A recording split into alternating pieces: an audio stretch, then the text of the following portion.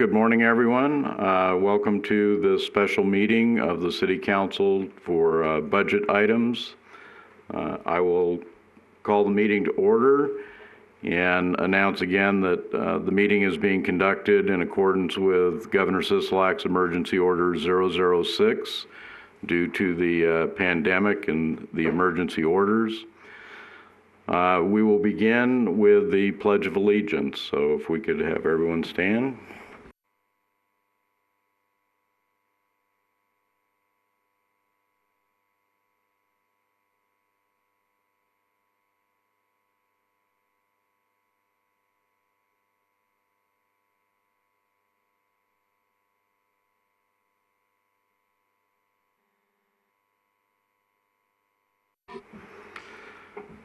And we often start our meetings off with an invocation, and I do just want to say that, these are difficult times for many of us. I know staff is here.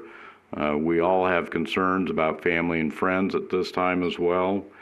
So for everyone, keep each other in your thoughts and reach out to those maybe you haven't talked to for a while and make sure they're doing all right as well. Okay, with that, we'll move to our first public comment period.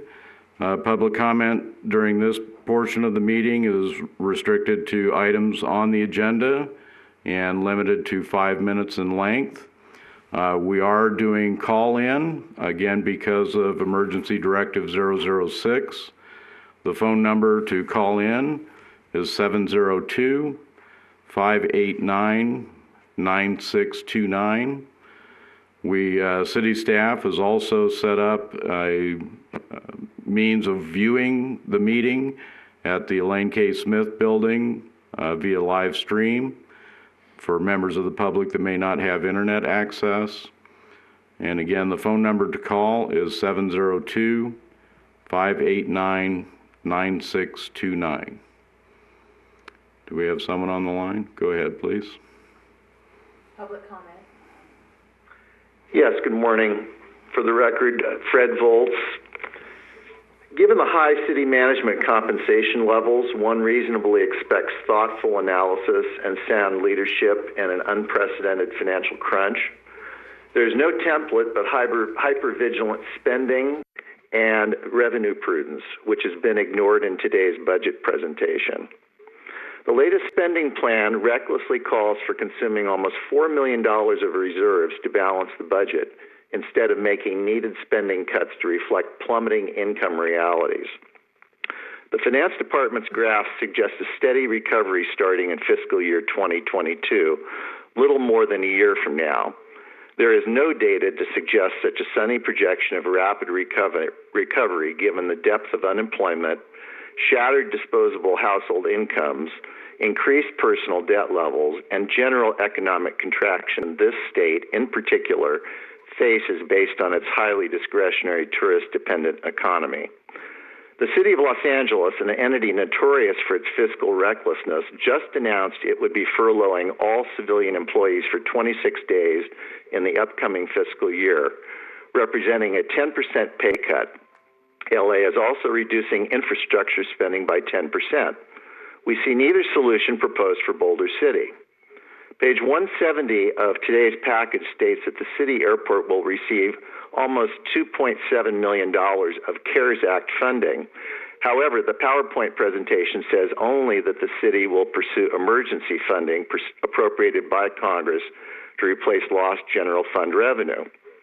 Has the city actually submitted a general fund bailout request? Can it still submit one? And what are the chances of success? State government will be making substantial cuts of its own because of contracting revenues and likely massively decreasing the money sent to cities, counties, and school districts, making Boulder City's financial situation even worse. Looking through the budgets for areas that can be trimmed, one of the most obvious is eliminating the non-essential communications department for a savings of over $200,000. We do not need to spend $100,000 for a duplicate lobbyist when we are members of the Nevada Association of Cities and Counties. No one has yet removed the non-essential capital projects such as a dog park grass installation, municipal court equipment, acquiring an OHV rescue vehicle, Boulder Creek equipment leases that don't reflect decreased golf rounds, streetscape rehabilitation, city shops renovations, skate park lighting, a Boulder Creek sand bin, or pursuing a lower cost fix, that is a perimeter French drain for the Pavilion Foundation problem, among many other nice to have but non-critical ways to spend public money in fiscal year 2021. And wouldn't it be reasonable for local nonprofits to pay some minimal amount of rent, cover their utilities, and or otherwise make some sort of payment back to city taxpayers for the public facilities they occupy? We still have no accounting of the split between cash payments from the city's taxpayers to nonprofits versus the in-kind donations of facilities and utilities by individual nonprofit. Why is the city clerk duplicating passport services offered a block away at the post office? Why is the city clerk increasing her temporary staffing expense by 142%? Why isn't the municipal swimming pool cutting its open hours given its sparse usage to reduce the enormous temporary staffing expense of over $228,000? Why has the airport projected an 80% increase in fuel sales when we were already in a severe recession? And why are the fuel flow fees increasing by 25% for the same reason? What money has been and will be saved through outsourcing, since we have no tracking mechanism to measure whether city taxpayers actually realize the promised savings? How will or can outsourcing help the budget problems Boulder City will be facing? None of these questions have been addressed in the presentation today that is on paper. Hopefully the oral comments will resolve some of them. And finally, of course, we are all still waiting for an accurate project-by-project reconciliation, both open and closed projects, over $20 million in unspent utility project money, with no time deadline offered for its completion after many months of serially inaccurate numbers and failure by city management to recognize the importance of this money extracted from utility ratepayers. I would ask that these comments be added to the record. Thank you. Thank you. Again, anyone wishing to speak in public comment, the phone number is 702-589-9629.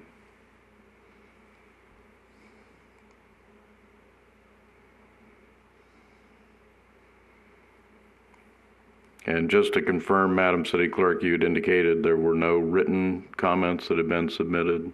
That is correct. Thank you.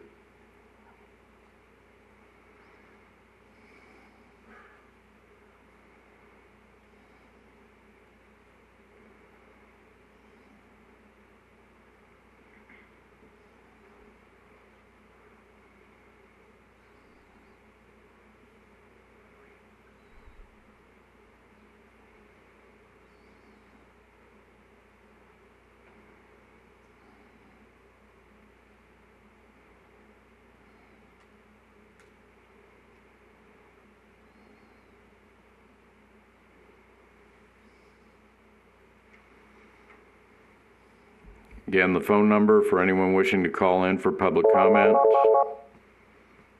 is 702-589-9629. Public comment. Yeah, this is Judy DeShane. I'd like to offer comment. Go ahead. All right, thank you. This is Judy DeShane. I would just caution the council and city staff, it is better off to cut things that are not necessary. They can if money becomes available, they can always be adjusted later, which is what the city has done many times. Even RTC funding with the phone number for anyone wishing to call in with people not driving, even RTC funds will be down, so we will not be getting as much funding for projects from state and federal government. So I urge the council to be very conservative in their budgeting. Thank you. Thank you. Again, the phone number to call in with public comment is 702-589-9629.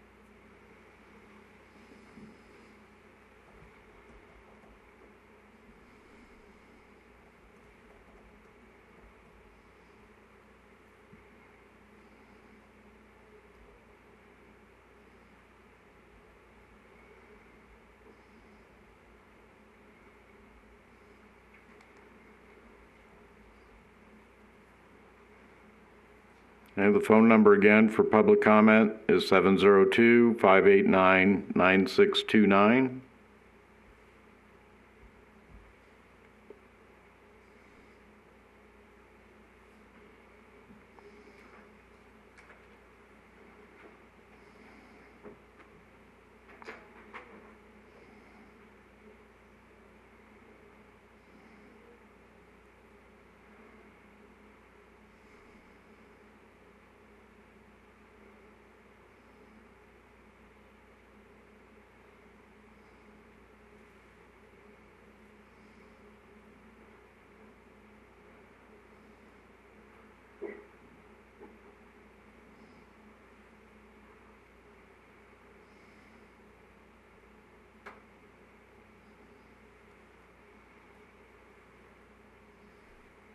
All right, hearing no others then for public comment, we will close the public comment period.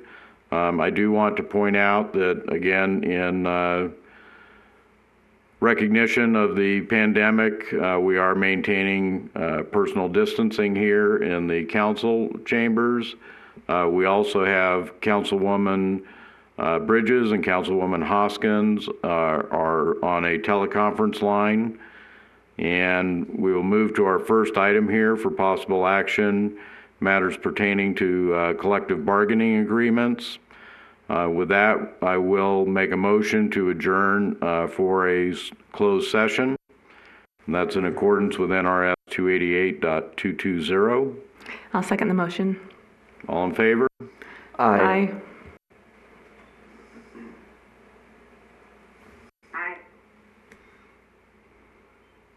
Councilwoman Hoskins? Oh, I said aye. Thank you. With that, then, we will adjourn to closed session. Thank you.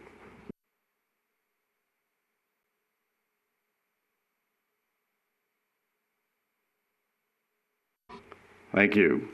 I'll call the open session back to order then.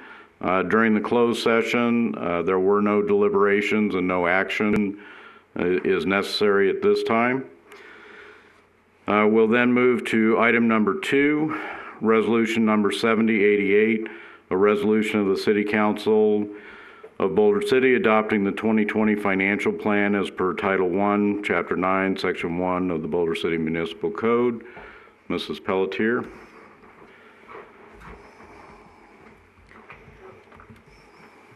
Good morning, Diane Pelletier, Boulder City Finance Director.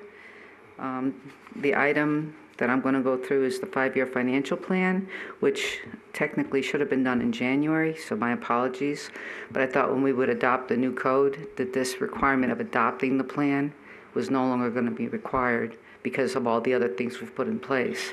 So instead, with this opportunity to address the COVID-19 impacts, I thought we would go ahead and update the 5-year plan.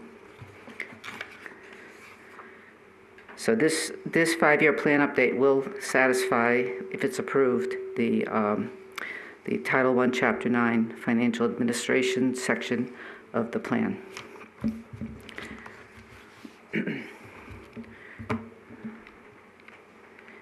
Okay.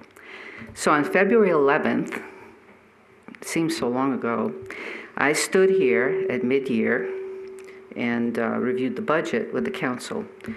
And everything was going along perfectly. Budgets, revenues were coming in as expected, expenses were being spent as expected, and then COVID-19 happened.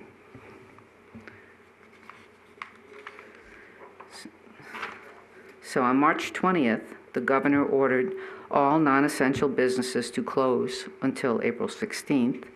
And on April 1st, the governor extended the date to April 30th. So we have adjusted our current and upcoming year's revenue projections using information prepared by applied analysis. Applied analysis provides revenue projections to the state and local governments of Nevada. All local governments and the state are utilizing these projections to adjust their budget. I also received direct information from Applied Analysis, and they sent me information that went all the way back to 2008. So they've been tracking Nevada's revenues for many years now, and that when we looked at all that data that they gave us, we felt it was prudent for us to follow their recommendations.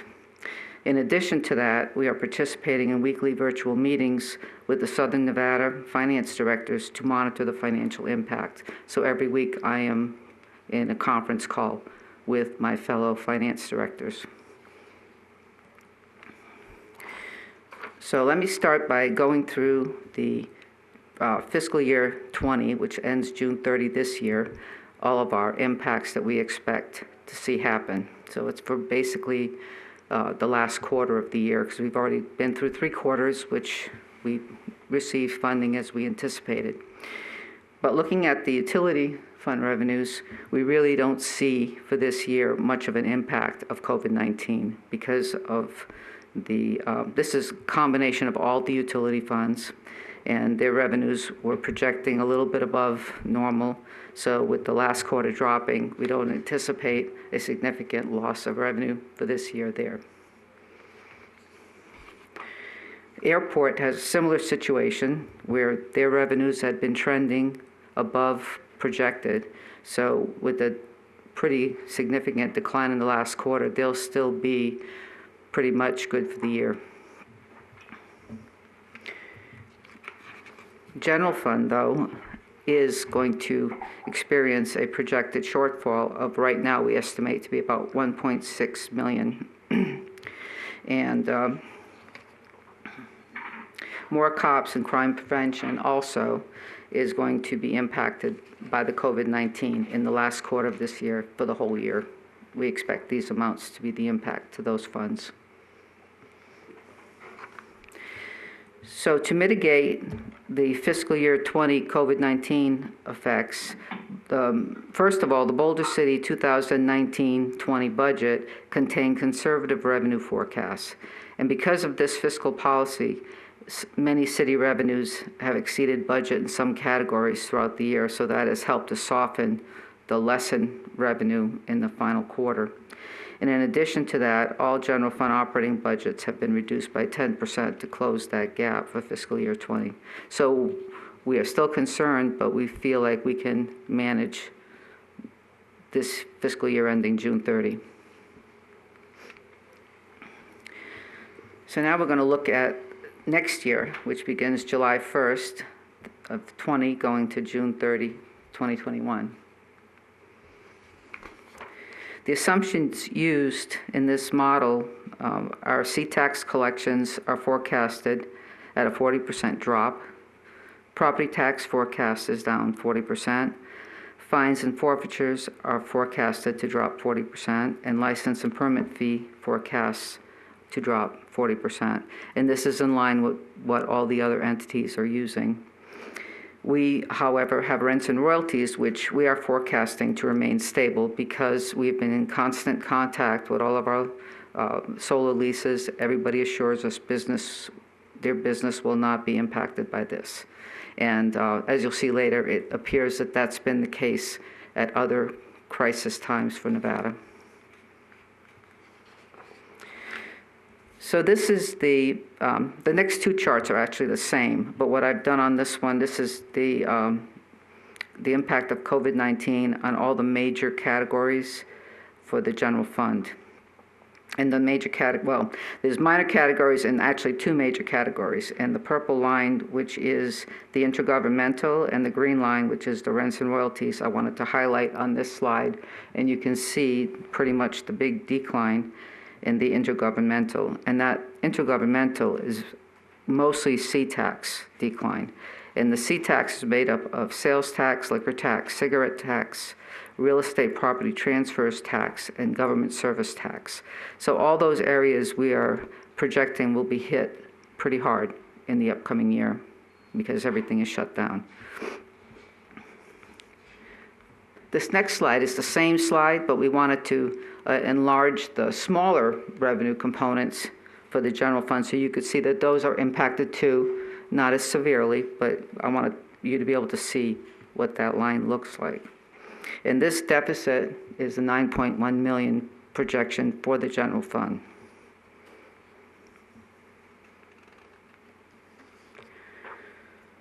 So actions to address the projected fiscal year 21 COVID-19 effects on the general fund.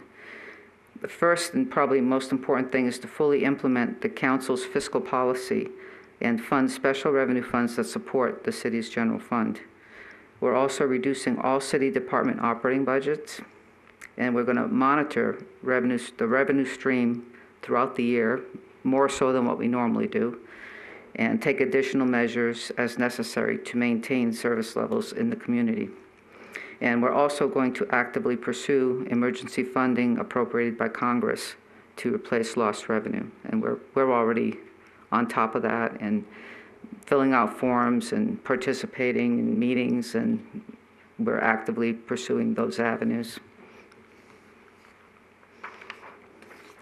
Now, the utility funds and the airport fund also will encounter decreases in fiscal year 21, but as you can see, it's nowhere near projected to be as serious as the general fund. And the $490,000 decrease in the utilities fund will probably be mostly attributed to decreases in sales tax, penalty, revenue, and interest. Because of course, at this time, we're not charging people late fees. So this for this year, but for next year, I'm sure that we'll be working with people and we'll be, trying to get everybody back to normal, but we'll have to probably suffer some losses in those categories.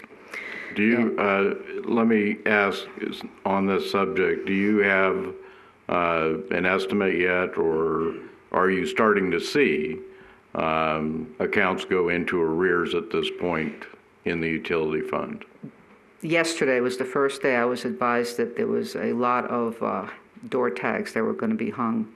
And just because they were hung doesn't mean that all those shutoffs were going to happen, but there was a message on there for them to contact the utilities billing and collections department to make arrangements and find out how they can and try to help them. We also have resources we can offer them to try to help them make ends meet and be able to take care of these bills, which actually right now are not very high because we've had very mild weather. People haven't been using their air conditioners, but I know when the heat comes, if they haven't been able to take care of some of these bills, and then we have 3 months of really warm days, then they may end up with significant overdue amounts to the city. And we're trying to work with every customer to try to help them to find ways to take care of those. But to answer your question, yes, there's been a significant increase just this week of people behind.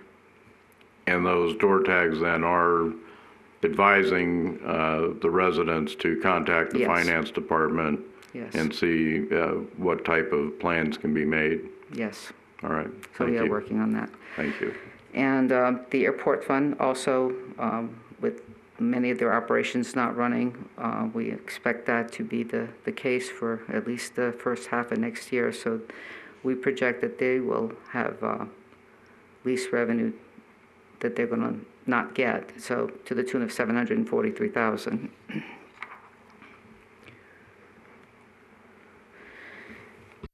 Actions to address projected fiscal year 21 COVID-19 effects on enterprise funds. For the utilities, we're going to reduce the utility department operating budgets. And a lot of these things, they'll be going into detail when Angela Mannanen gets up after me to talk specifically about next year. This is kind of looking at COVID-19, and then I'm going to look at the 5-year projection and even longer. The airport, we're going to pursue emergency funding appropriated by Congress, and on both of these items, we're going to monitor the revenue stream and take additional measures as necessary to maintain the service levels in the community.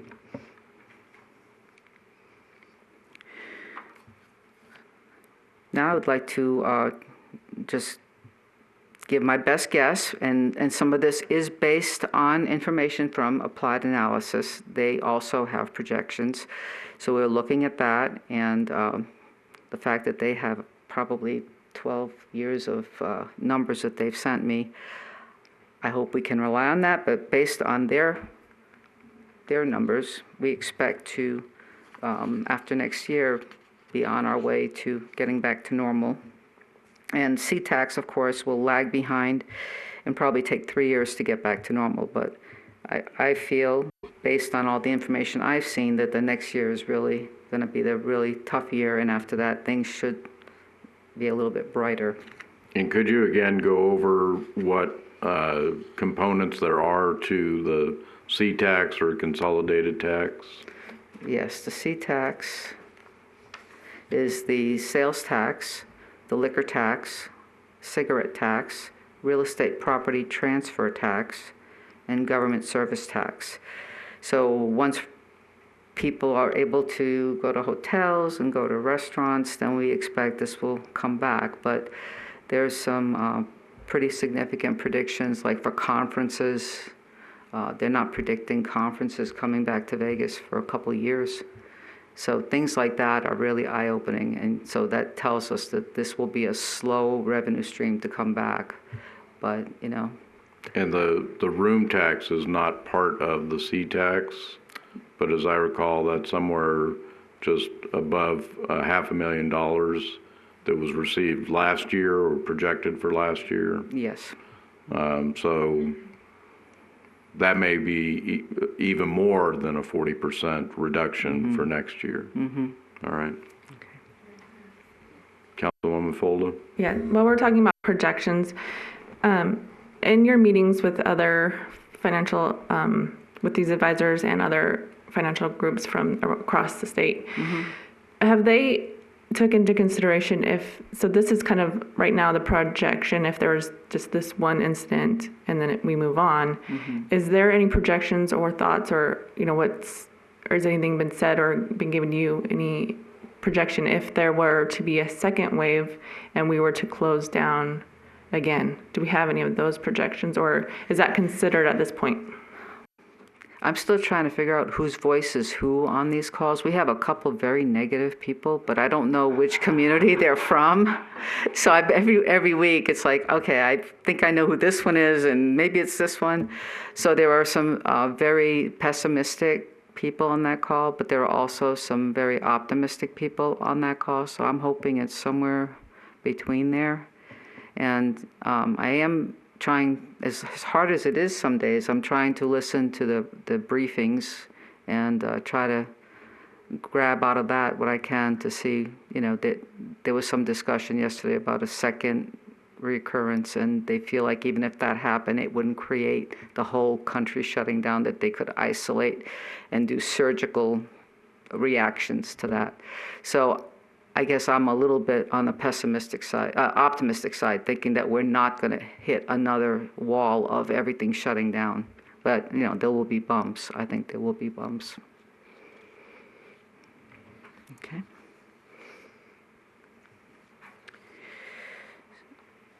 Okay, now I'd like to kind of take the big picture and go from 2006 to 2030.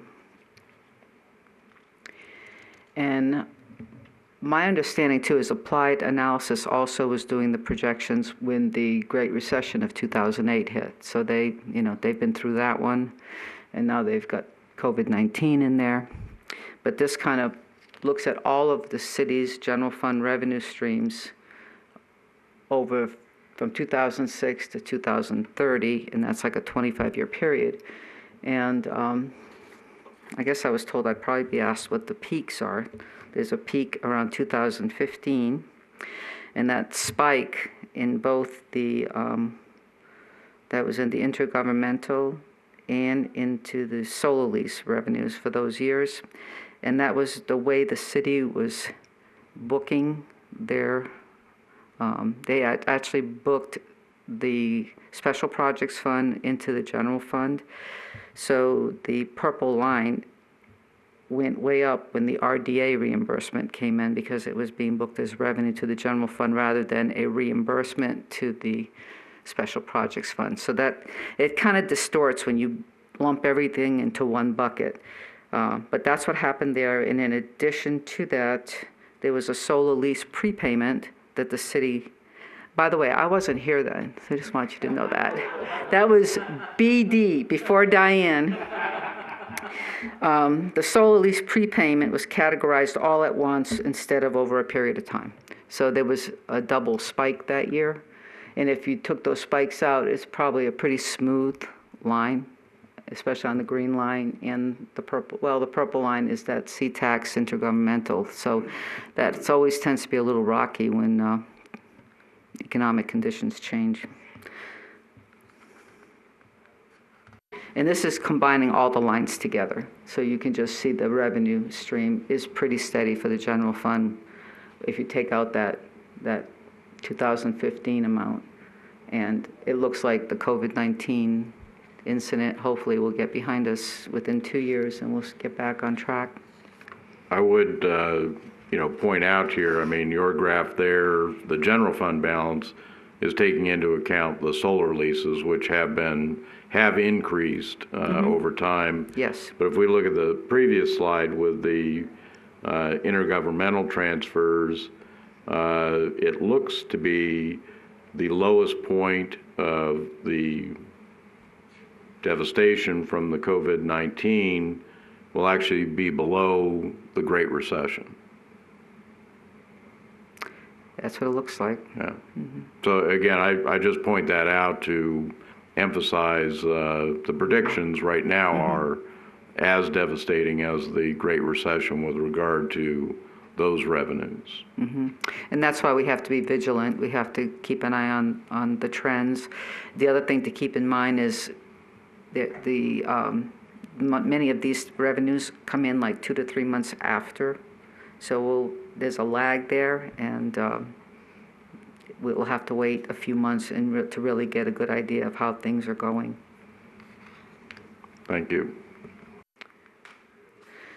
So this is the booklet that contains this information. So what we're requesting is that the 5-year plan be adopted.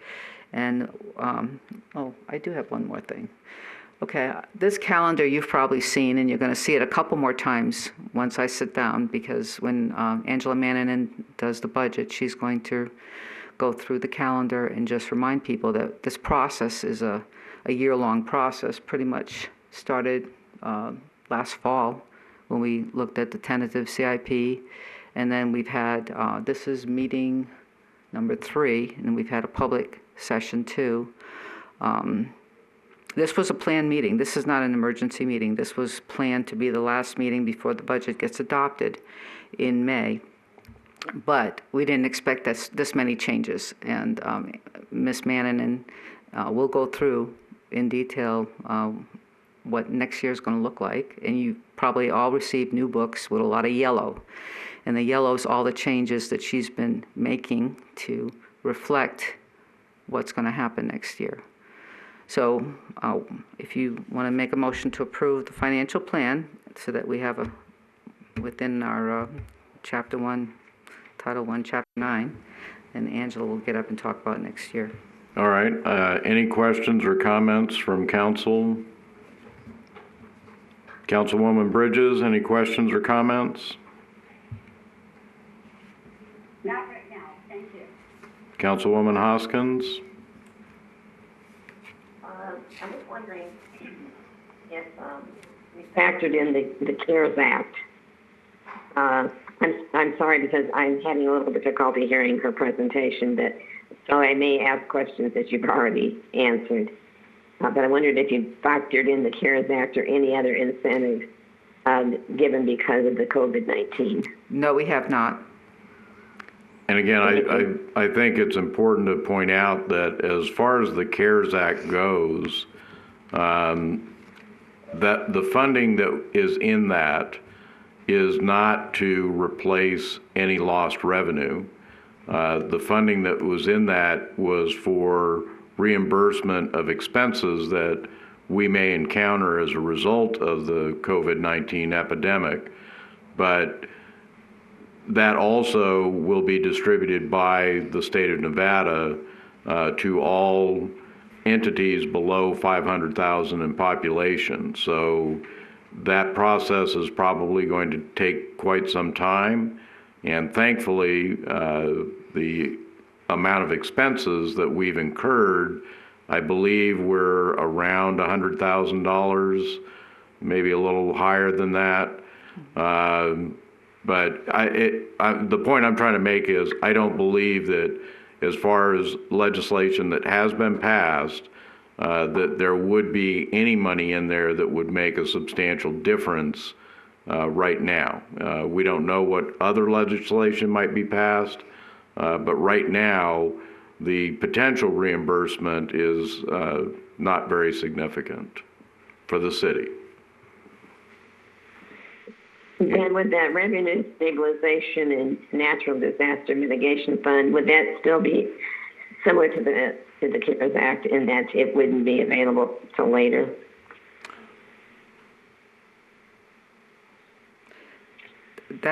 Well, we're hoping that we can establish and fund those, at least partially fund them next year, and that's part of the budget presentation that's following this presentation.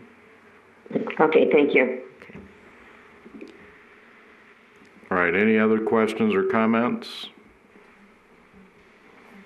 Councilwoman Folda? Right now, I accept this plan. How would we bring it back if there is, because right now we don't expect a difference in our rents as far as solar leases and communication towers and other leases that we have. If those were down the road impacted, how would we bring this back and reset? Is there any goals that you perceive that we need to change within this plan if that were to happen? No, because I think all the other measures we do with the budget, this is just a plan, and it's an important plan, but with all the other measures we do and all the other tracking we're doing now and the reporting, that was why it was recommended that this be discontinued, but it has not because the amendments, the code was not adopted. So because of that, it kind of made me bad for not having done this in January, although I did update the council on the budget status.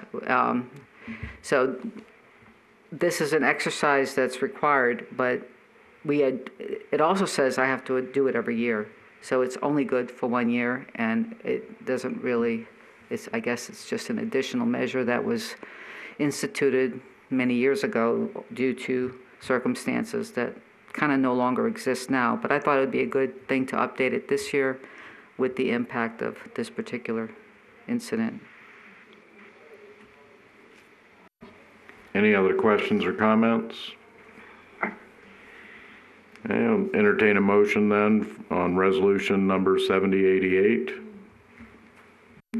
I'll second. Well, I guess I'll make a motion to approve. That's okay. I'll make the motion to approve resolution number 7088. I'll second, Pat. Second. Okay. All those in favor? Aye. Aye. Any opposed? All right, thank you, Mrs. Pelletier. Thank you. And now Angela Mannanen will have probably the tougher job of explaining in detail the budget changes. Thank you.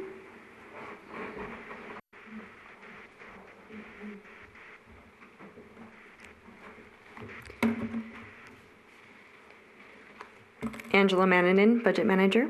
So Diane just discussed our 5-year plan, and with COVID, we are expecting large losses, unfortunately, but fortunately for Boulder City, we do have the means to recover and to address these issues.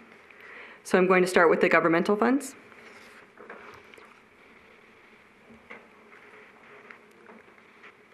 So just to go over it, the goals for today's meeting is to provide a clear understanding of the city's financials. So we are experiencing a hardship with COVID-19 and an expected loss of revenue this year of $9.1 million for the general fund. But that is worst case scenario. That is with no new revenues and us receiving no reimbursements from the state. So, and we are very fortunate to have a fund balance that we are able to recover these funds or pay for these funds, pay for these expenses even though the expected revenues aren't coming in. Also, a goal of today's meeting is for council to endorse our recommendations to balance the fiscal year 21 budget. And this will enable us to bring the final budget to you guys on the 26th of May for adoption. So, changes since our March 11th meeting. Clearly, COVID-19 caused many revenue reductions. We're using estimates from account analysis data to reduce our revenue, which is about 40% across the board. Luckily, solar lease revenues are recession resistant in that they are more long-term contracts. So we're expecting those revenues to come in as expected. And again, what I'm presenting today excludes any possible reimbursements or any new revenue. So I'm presenting the worst case scenario. Okay, so over the year, this last year, we approved some of the special revenue funds, and there'll be another one coming up here next week for you guys to hopefully adopt. The reason we are proposing these special revenue funds, it's practice at every other municipality. Boulder City has been keeping everything in the general fund rather than putting them into funds for their intended purposes. It skews trending and it also makes it very hard financially to see where we're really at. So pay-as-you-go system. Pay-go is a practice of financing expenditures with current funds rather than borrowing. The Boulder City community and council prefer pay-go as practice.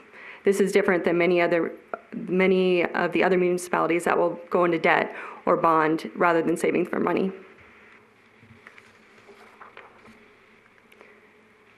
But in being unique and being a pay-go, I just realized something.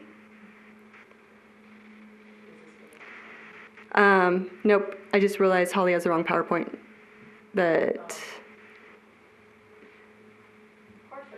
Sorry, it's in the folder. It's in the city council folder. I don't think it's on your.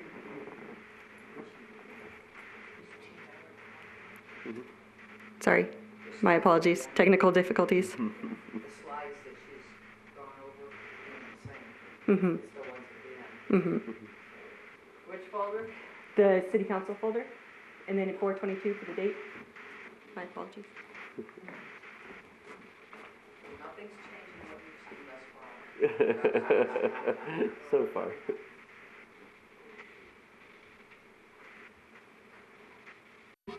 And again, I think it points out too that we're in a very precarious time right now, as I know many of our residents are aware that there's a great deal of uncertainty out there about all of these revenue flows and the ability to make predictions. So I know that you and Mrs. Manneman have been working to make these changes as things occur. So Been definitely a work in progress daily.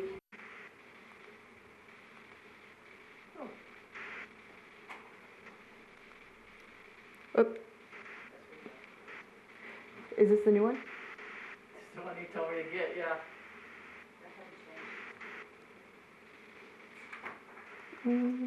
Sorry. Let me just double check that our numbers are correct before.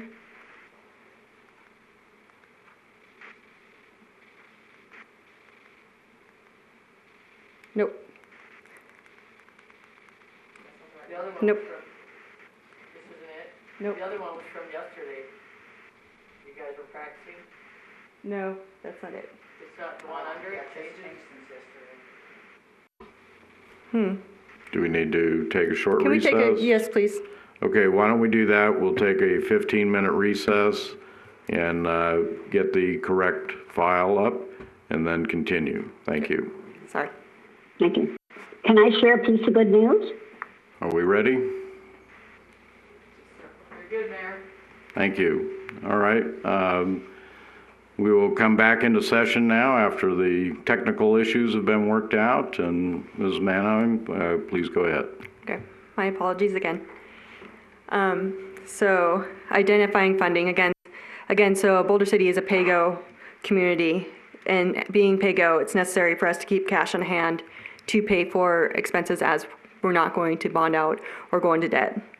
It's also necessary for us to be able to identify our funds and know their intended purposes.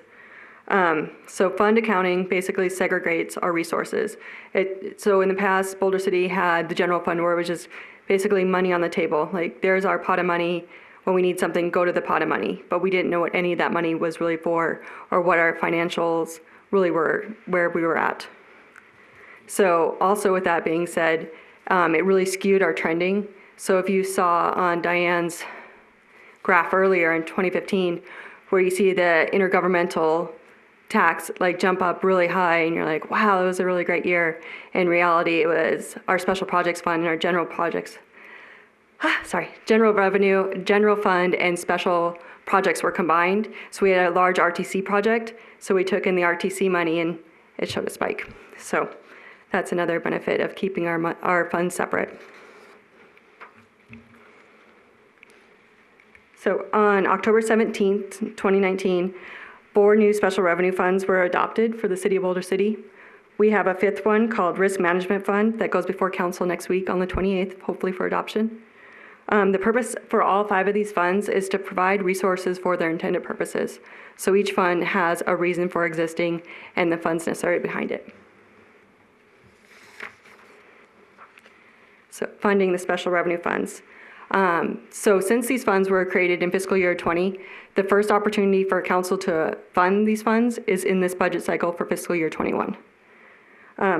As the city is experiencing hardship with COVID-19, it's even more critical that we do fund these funds, as it'll give us clear understanding of where we're really standing and what money we have available. So municipalities are different than the private sector.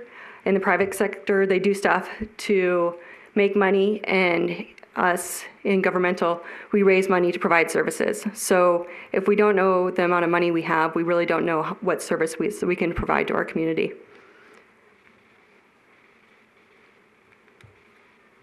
So the funding we are suggesting is compensated absences of $1.6 million. The use of this fund would be for payouts of accumulated leave balances of employees upon separation.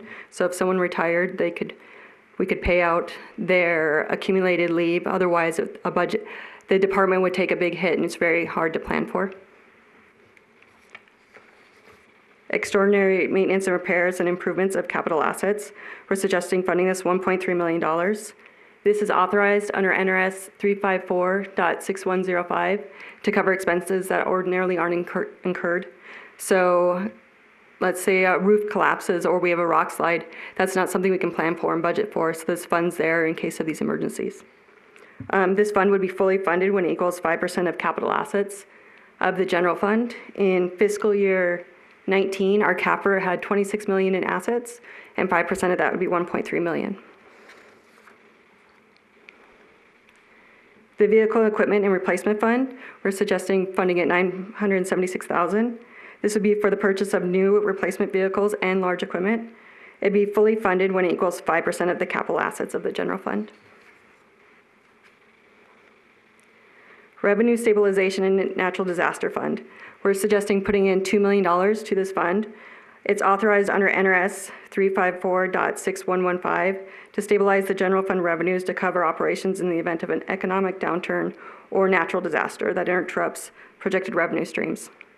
It'd be fully funded when it equals 10% of expenditures from the general fund from the prior fiscal year. In fiscal year 2019, our CAFR had $30.5 million in expenses.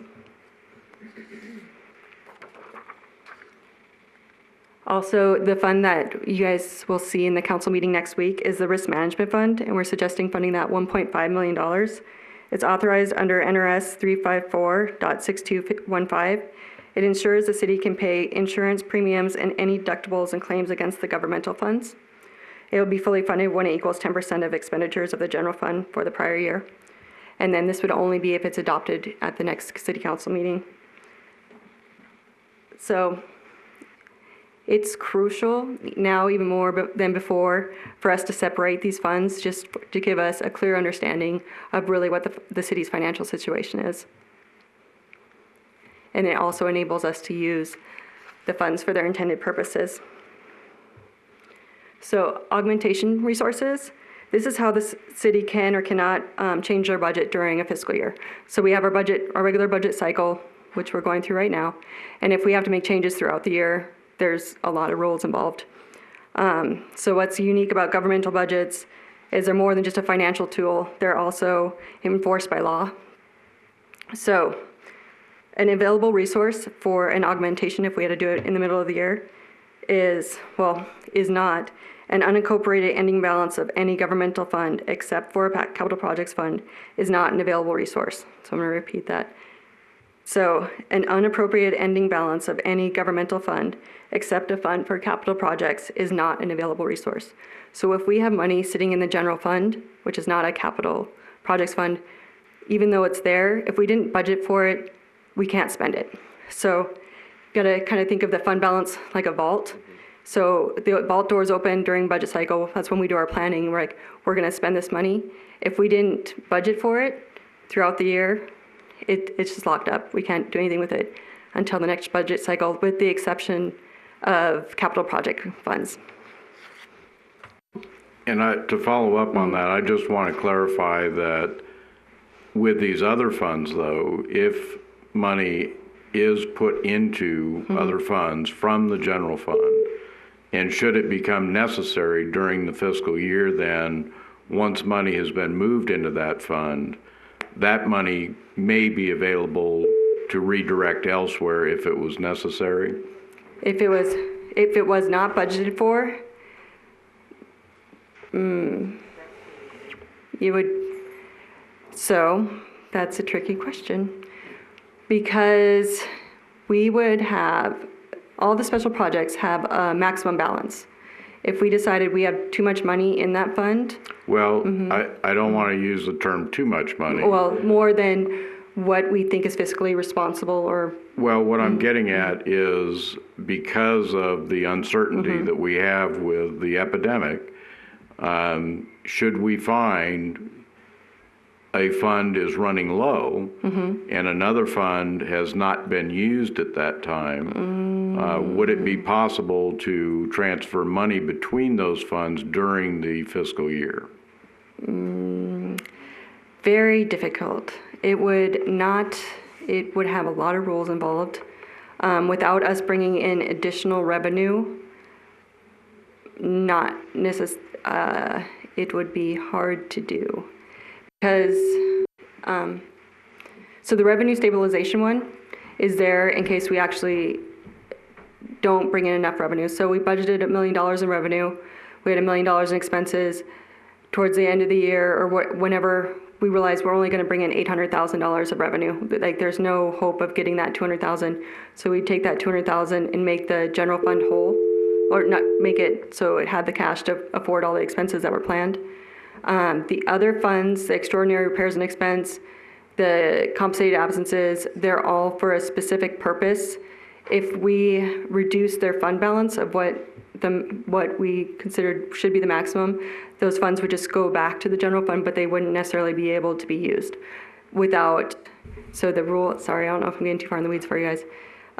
The rules for augmentation is you have to either have new revenue that was unexpected, or you have to have the fund balance in the capital improvement project fund, which you're going to use for capital projects, or you have to have a larger than expected beginning fund balance. So if we didn't have new revenue or a larger than expected beginning fund balance, or it wasn't in the capital projects, we couldn't necessarily touch the money because it would just revert back to the general fund. We could use it the next year in the budget cycle, but without any of those augmentation rules. Well, I'm thinking that that's concerning, that if we move these funds, and again, I fully support getting a much clearer picture of what our budget should be, but if we're moving money into, I'll use the example of the vehicle replacement fund, and we find as we get into the next fiscal year that because of revenue shortfalls, we're running out of money in critical areas, we would then not be able to remove money from that vehicle replacement fund? We wouldn't be able to add it to the budget. We could move it back to the general fund and it would be in its cash balance, but we couldn't budget for additional expenses. Or I guess if you're just talking about revenue loss, you're not talking about additional expenses, right? Correct. And it would go to the general fund. It would be able to support, because it wouldn't increase our expenses in the general fund, it would increase the cash. So yes, in that situation. So let me see if I can help clarify this. So Mayor, I think what you're asking is if the council chooses to change the policy in mid-year in which the maximum is dropped, therefore alleviating, those excess revenues in that particular fund, they will revert back to the fund in which it came from. So in this instance, it's general fund. If the situation arises where we are going through, a revenue loss, and therefore we are relying on what remaining ending fund balance that the general fund can support in terms of those losses. By those revenues reverting back to the general fund, they revert back to the ending fund balance. So in essence, what you're doing is you're, I guess, borrowing in essence, or using the ending fund balance to help mitigate the loss of revenues, but it's being replaced by the revenues coming from the general or from the special revenue funds back to the ending fund balance, correct? So it kind of balances each other out. As long as you weren't incurring additional expenses, it'd be fine. But if you're replacing with revenue, it'd be fine. So if we have a budget estimate of an expense, we can take money out of some other fund back into the general fund and redirect towards that budgeted expense if we find that the ability to fund all of the funds at the levels we wanted is simply not there because the revenue coming in is not sufficient. So if we decided the revenue coming in was not sufficient and the general fund balance would be too low, we could reduce and bring some cash back to the general fund. That then could be redirected to the fund we feel is more critical? You wouldn't be able to move it to another fund. It would have to be expenses that we foresaw at the beginning of the year. You couldn't redirect it to an expense, you could redirect it to lost revenue. Well, okay, let me put it a different way then.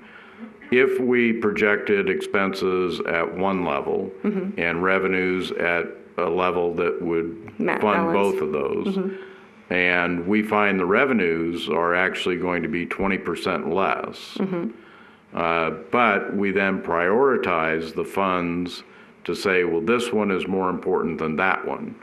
So both of them were being funded to 80% of their projected level.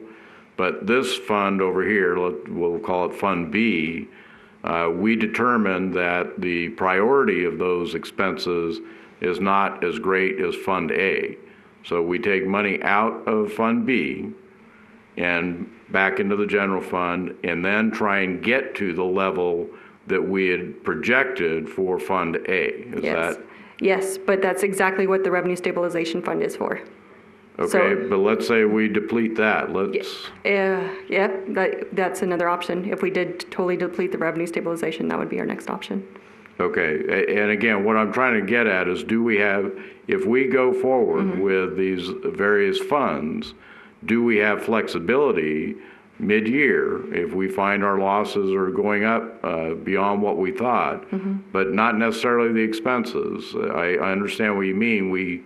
If we haven't projected the expense at the correct level, that puts us in a difficult place. But if we're simply not having enough revenue to fund any of the funds, we do have that flexibility then to move some money around based on priorities? We'd have to change the maximum of the fund but yes, you would have the ability to bring it back to the general fund. Okay, all right, thank you. If I could just add one thing too, a lot of these funds help us to deal with unexpected occurrences. You know, people retire, or a rock slide, or a roof caving in. So it takes a lot of uncertainty out of the budget, where you can feel more comfortable about what you show as the general fund expenditures are probably going to be the general fund expenditures, because if something out of the ordinary happens, you have the ability to tap these resources to take care of those unexpected occurrences. So it'll add a lot more stability to the general fund operation. Well, as I said, I fully support doing these funds so that we know that money's there if we need it. But my concern is that because of the uncertainty we have with future revenues, that we maintain the flexibility, if necessary, to say, I'm sorry, but the compensated absences fund, we're going to have to bring that money over to something else that we feel has a higher priority. And it would have to be the general fund. That's the only place it could go. But if we revert money from one of these other funds back to the general fund, is that then available, or do we have to wait till the next fiscal year? It would just increase the general fund balance, so it'd be there for revenue replacement, but you couldn't change like expenses. So it's yes. Well, my concern then is the one fund that we can do that with is the rate stabilization fund. Is that Revenue correct? stabilization, yeah, that's the exact purpose. Well, besides, unless there's just if there's a major catastrophe like an earthquake or a flood, but that's what it's there for, is if revenues come in less than projected, it's our safeguard. But there's a limit on how much we can place into that fund? There is. So it has the same rule as the capital projects rule. They only allow to do 10% of our total expenses for a year. So.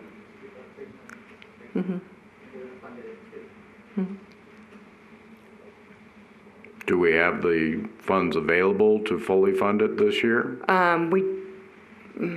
We can't with the 10% rule. We wouldn't be able to fully fund it. Well, because it shares the 10% with CIP, we would have to, currently there's 2.2 in capital projects coming from the general fund, special projects. So it'd be the special projects plus the revenue stabilization. Whatever is being transferred out to both of those can only go up to 10% of our total expenses.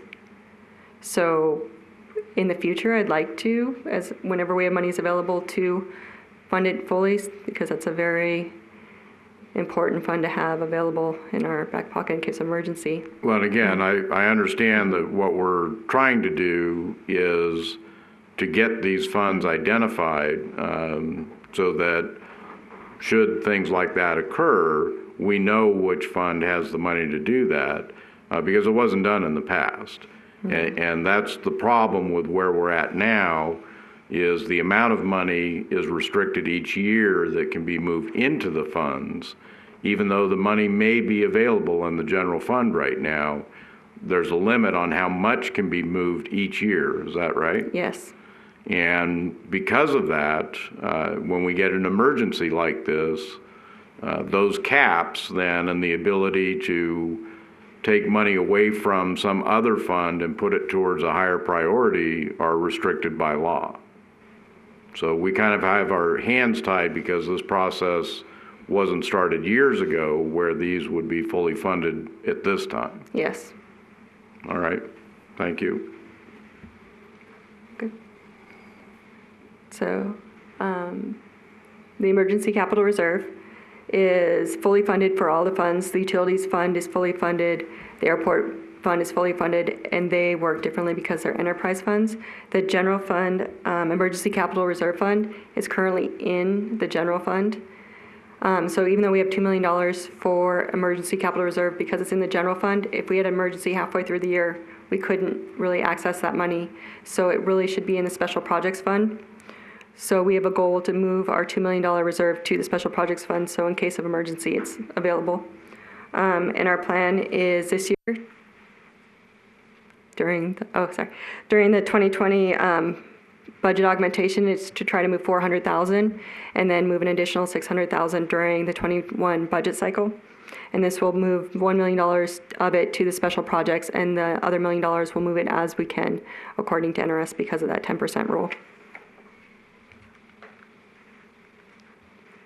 So, the general fund. So all those special projects really support the general fund. So it's still, they can't support utilities, they can't support the airport. They're all for just resources for the general fund so that we have them available.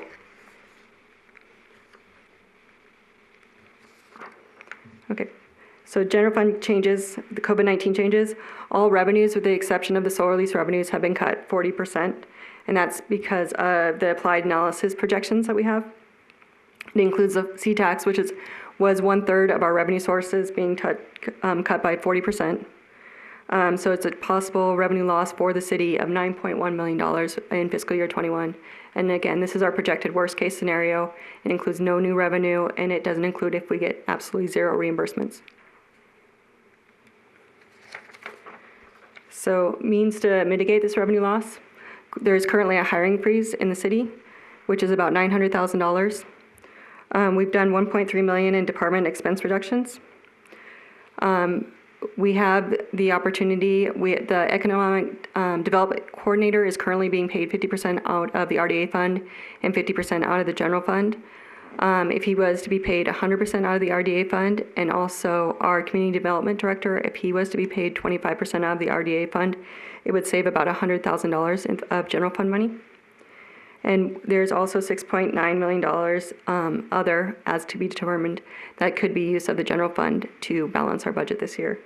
So that is how we're projecting the $9.1 million revenue loss and how to mitigate it.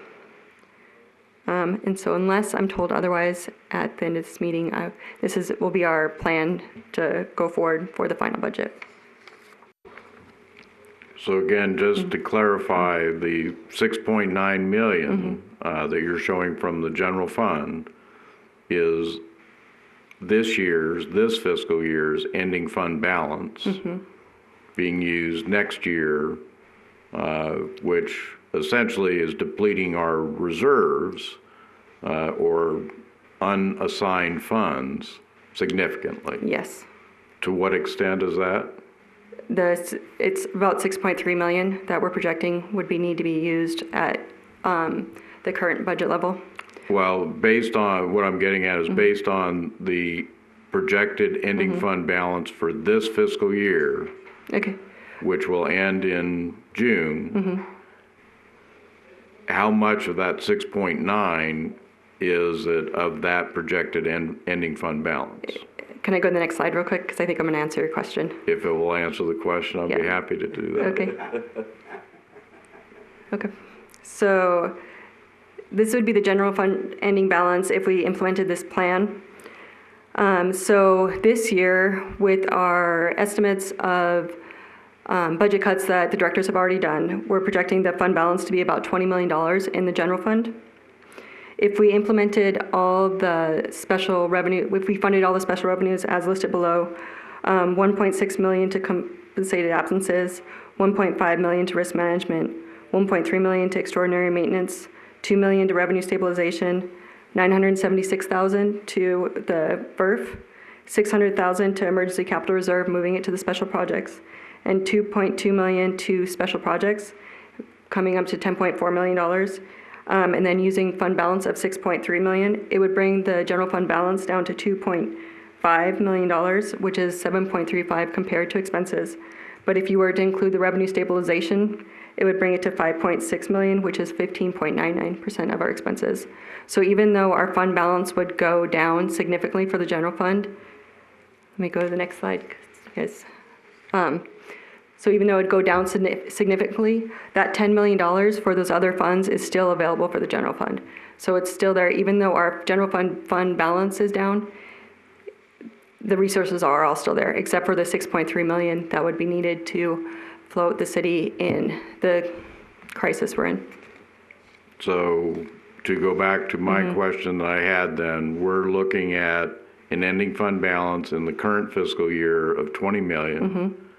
And for the next fiscal year, we're projecting to use 6.3 million of that to compensate for lost revenue in essence. Okay, so the other amounts in there, the 10.5 million that were, some have been moved into accounts already, and some we may do based on action next week. That would then further reduce it to these other figures you have here, the 7.35%. And with the rate stabilization fund, we then are able to meet the legal requirements of the 16% then. So the legal requirements are a best practice. The state says in NRS that 16.66 is the balance, the most you should have in your general fund. It doesn't recommend having any more in there. Their minimum balance is like 4%. So we would definitely still be in their range that the state says. And just to add to that, because we're new to fund accounting and moving our money out of the general fund, other jurisdictions, such as Henderson, they keep their fund balance always at 8.3%. And they don't want it higher than that because their monies could be used for other things. And they also have the revenue stabilization and the other funds already available for in case of emergency. And then looking at other jurisdictions, the most anyone has is 16%. So us going into this year being at 50%, we are PAYGO, which is unique to all the other jurisdictions, but it's different than anyone else is doing. Different, but we're still meeting all of the all state requirements. Legal requirements. Okay, thank you. Okay, and this again is worst case scenario. It's not with any potential new money or any potential reimbursements. It calculates or includes the 40% reductions that we're anticipating in C-tax, property tax, all of that. Yes. All right, thank you. Okay, and then just to kind of give you a reconciliation compared to your book, if you were to look on the other tab at the end of your book, it shows a general fund balance of 2.5 million. If we were to use the revenue stabilization of the 2.4 million, and then we're also looking at other cuts of possibly other cuts, including in 20 and 21, about 600,000. So that brings us to the 5.6 million I had on the first slide. And I do know 2.5 million seems very low, but here would be our combined governmental fund balance for fiscal year 21 if we did fund the funds. So it would be 1.9 million in compensated absences, 1.5 in risk management, 1.7 in extraordinary maintenance, 2.4 in revenue stabilization, 782,000 in VERF, 1 million in emergency capital reserve, and 3.1 in the general fund. And the reason that moves up is because there's other cuts we're attempting to make before our budget's final, bringing it to $12 million, $12.5 million. And this is really important. Since we are a PAYGO community, this will allow the city to use the funding for their intended purposes. So, and again, this is our budget adoption schedule. April 14th, I mailed the tentative budget to the state. Here we are, April 22nd, on our final workshop. By May 19th, I will need to have the agenda packet ready for our budget session on the 26th of May.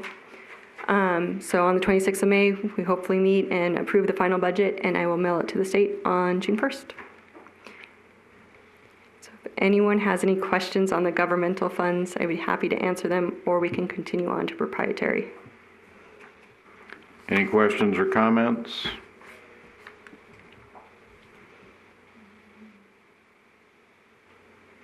Not at this time. No question.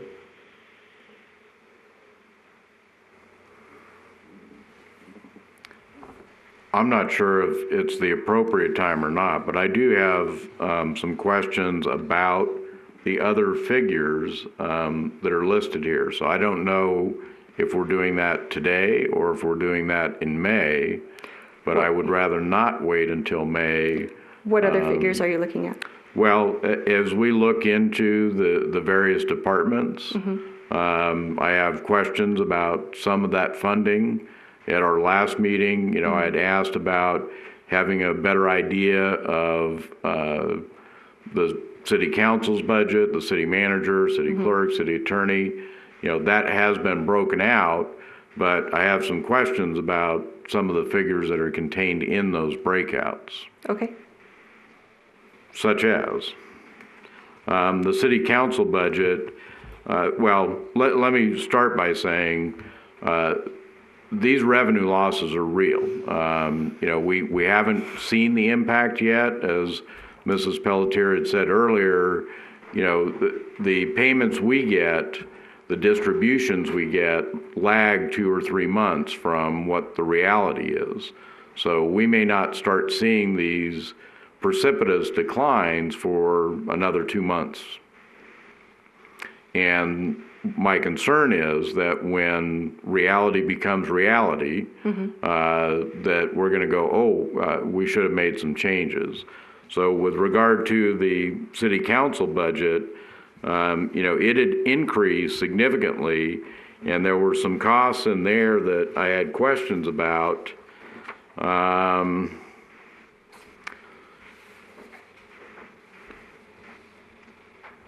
Increased in communications costs from $4,000 to $10,000. I don't know what we're doing with that additional $6,000. The communication for council, the additional $6,000.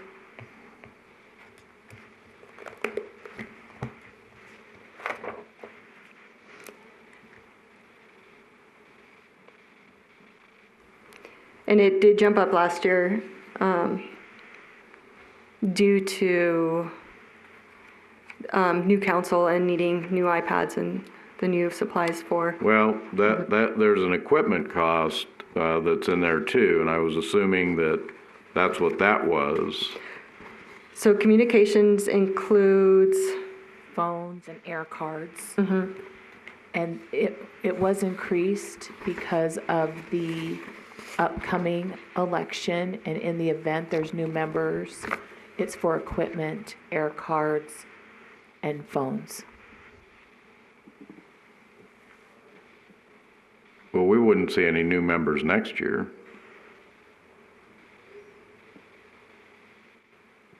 We have an election June of, a general in June of 2021.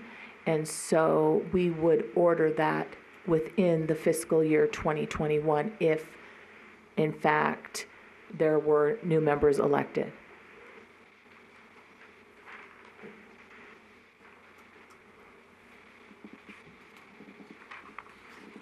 It seems like a substantial increase. And that's in communications costs. So you're anticipating a $6,000 increase, even though things like air cards and that are primarily just contracts and not purchasing new items. It was at $4,000, so it was a $2,000 increase. I showed it as going up to $10,000 from $4,000.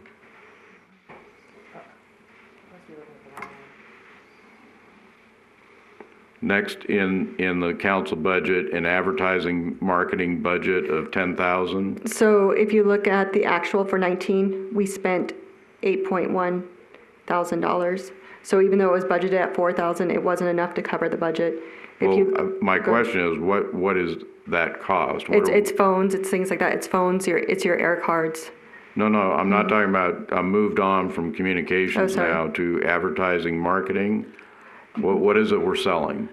Mayor, those are for all of the legal notices I'm required to post for like bill introductions, bill considerations, any public hearing notices, and that's what that category is for. So we're not marketing, but these are required legal notices. Yeah, and those kind of subject lines just came with Munis, and so we just had to put it in the best category that fit that was most appropriate. Okay. The travel and training budget also increased. The 2019 actual was So 2019 actual was 5,100, and now we're budgeting 10,000. full, as of January 2nd, the actual for 2020 was 8,400. So we were spending 10,000 in travel and training. And I think mainly because we have a newer council and they're going to more events. Well, I guess I'm trying to deliver a message to all the council members that now's not the time to start looking at how much more we can spend. It's how we can spend less. So this isn't necessarily a message for you. It's a message for my colleagues. Okay. Equipment costs were listed at $6,500. So that also includes this room, I believe. So a microphone going bad. I believe we have one piece of equipment that's questionable. I can't remember what it is, that we're worried about it The encoder. not working anymore. The encoder might. You know, my experience has been, I mean, you know, I know we call this room the council chambers, but, you know, we're not the only ones who use the room. Generally, there's something like a central administrative services, which I believe we had created a year or two ago. And there might be chargebacks from something like that. Again, what I did was to go through the budget and look at items on here and look at increases. And, you know, because again, we go back to 2019 for this equipment cost, and it's a little less than $1,300, and then it jumps up to $6,500. And I guess what I'm getting at is if we're going to need to tighten our belts, then this city council needs to be among the very first that looks at ways to do that.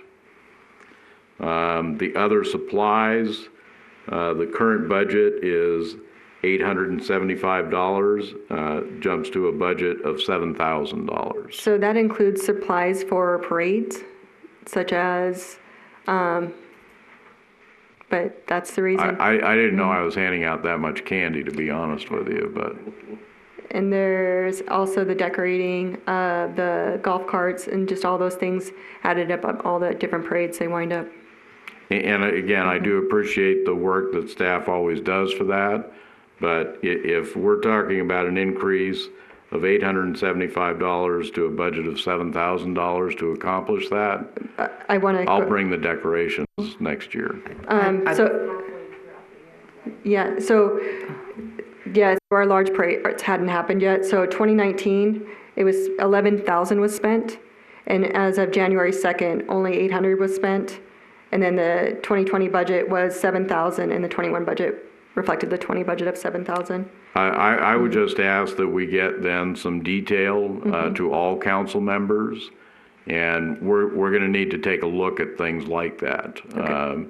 If we're going out and asking other people to make sacrifices, and we have stuff in our budget for things like that, we need to look very carefully at how we can reduce that. And I understand that in a budget of $35 or $38 million, that's not much, but the first people that need to step up, I think, are going to be members of city council. With regard to other departments, there's an expense in there for professional, and that's all it says is professional. That's contracts, typically legal contracts, so it depends on what department you're looking at.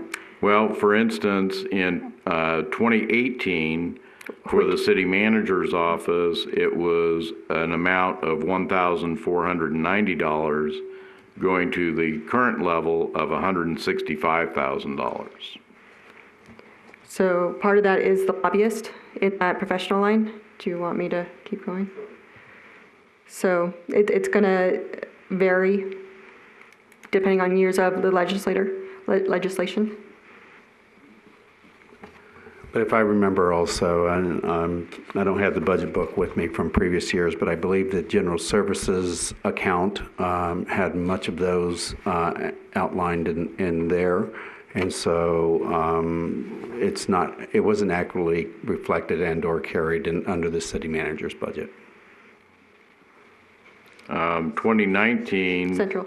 Well, again, in 2018, it went from $1,500, 2019, $79,000, projected or budgeted this year and next year at $165,000. If we look at central services, most likely that one's gone down. As much as possible, we've tried to move everything out of central services to its correct department, which it reflects. So that's most likely the reason it's gone up in the city manager's budget. It was moved from central services to city manager. Again, I would like to see something further on it. City clerk's budget 2018 went from 3,300, 3,200 to 10,000. City attorney went down from $284,000 to $185,000. Community development went from $103,000 in 2018. Current year, $438,000. Next year, $624,000. So that's, a 600% increase over a 2-year period of time. Community development is because they have a contractor doing the permits, and also our solar lease permits. It jumps up so high, but we get directly reimbursed for that money. So we have to pay the permit up front, but the solar lease company 100% reimburses us. So it's jumping very high, but there's revenue that offsets it. Okay. Again, I would like some additional information on these. And again, I don't want to be overly adamant about this, but when we're looking at 40% budget cuts and we're looking at projecting increases in budgets, I don't see how we can do it. Let me put it that way.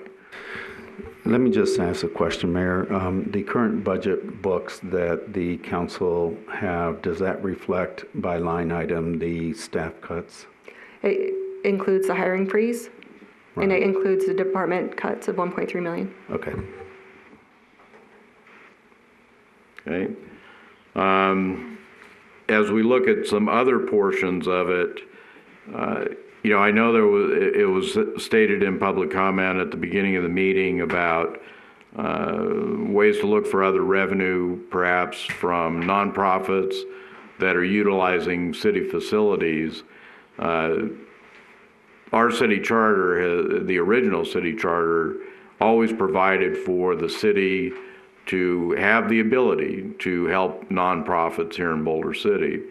And when we start talking about nonprofits like emergency aid or lend a hand, the services that those nonprofits are doing for this community right now, in my opinion, far outstrip any in-kind donations that we're providing to them as far as giving them office space or paying the water bill or the light bill. So again, I just want to make that point that when we look at where we should be looking at raising revenue, I don't think nonprofits are the place to get that money from, especially with the services they're paying our community right now. So I just want to make that point clear. Using RDA funding for an employee salary, I know there have always been some offsets or some transfers out of the RDA for administrative costs. This is a significant change, but to fully fund an employee out of that.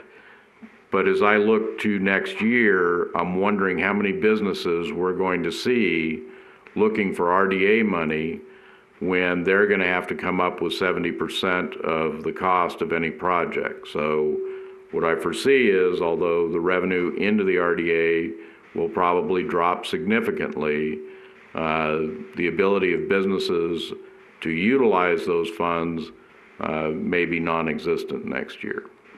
So I don't know that I want to make that funding of the employee permanent out of that fund.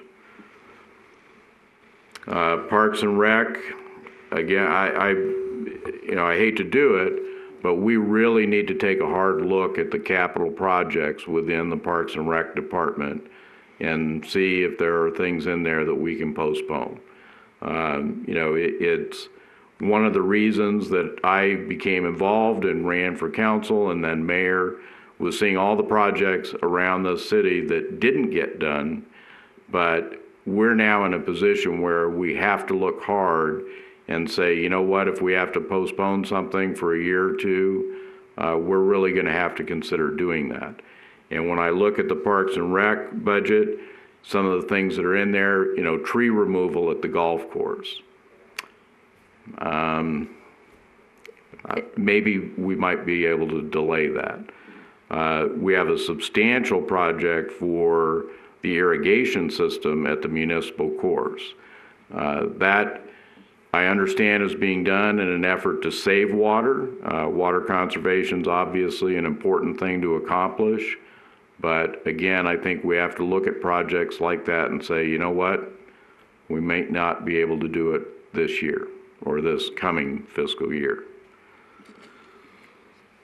So going back to the capital improvement projects, you guys know this, it's always more expensive the longer you postpone the project, but also with those, we have the 10% rule. So even if we postponed a project, I would encourage putting the money to the special projects fund so it's available for future use, because we only have that 10% rule, which limits what we can put in there with that and the revenue stabilization fund. On a yearly basis, right.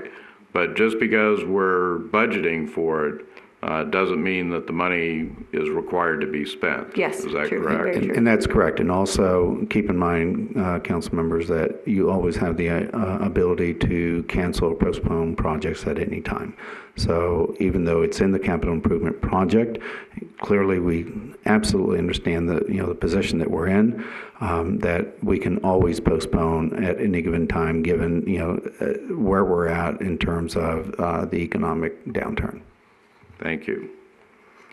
Employee salaries and positions, we talked about that a little bit earlier as far as the hiring freeze that is being put in.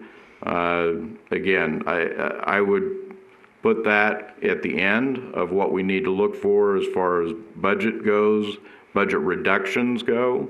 But we have to keep an eye on how much money we have. And it appears we're going to have a lot less next year. And you haven't done the utilities yet, correct? No, next. I'll save that for then. Okay. Anyone else have any questions or comments? Councilwoman Fulda? Okay, so I just want to clarify. So when I look at the general fund summary, that's the beginning of our budget books. It does have budgeted about $37.9 million budgeted for 2020, but then it goes to 43.4 in 2021.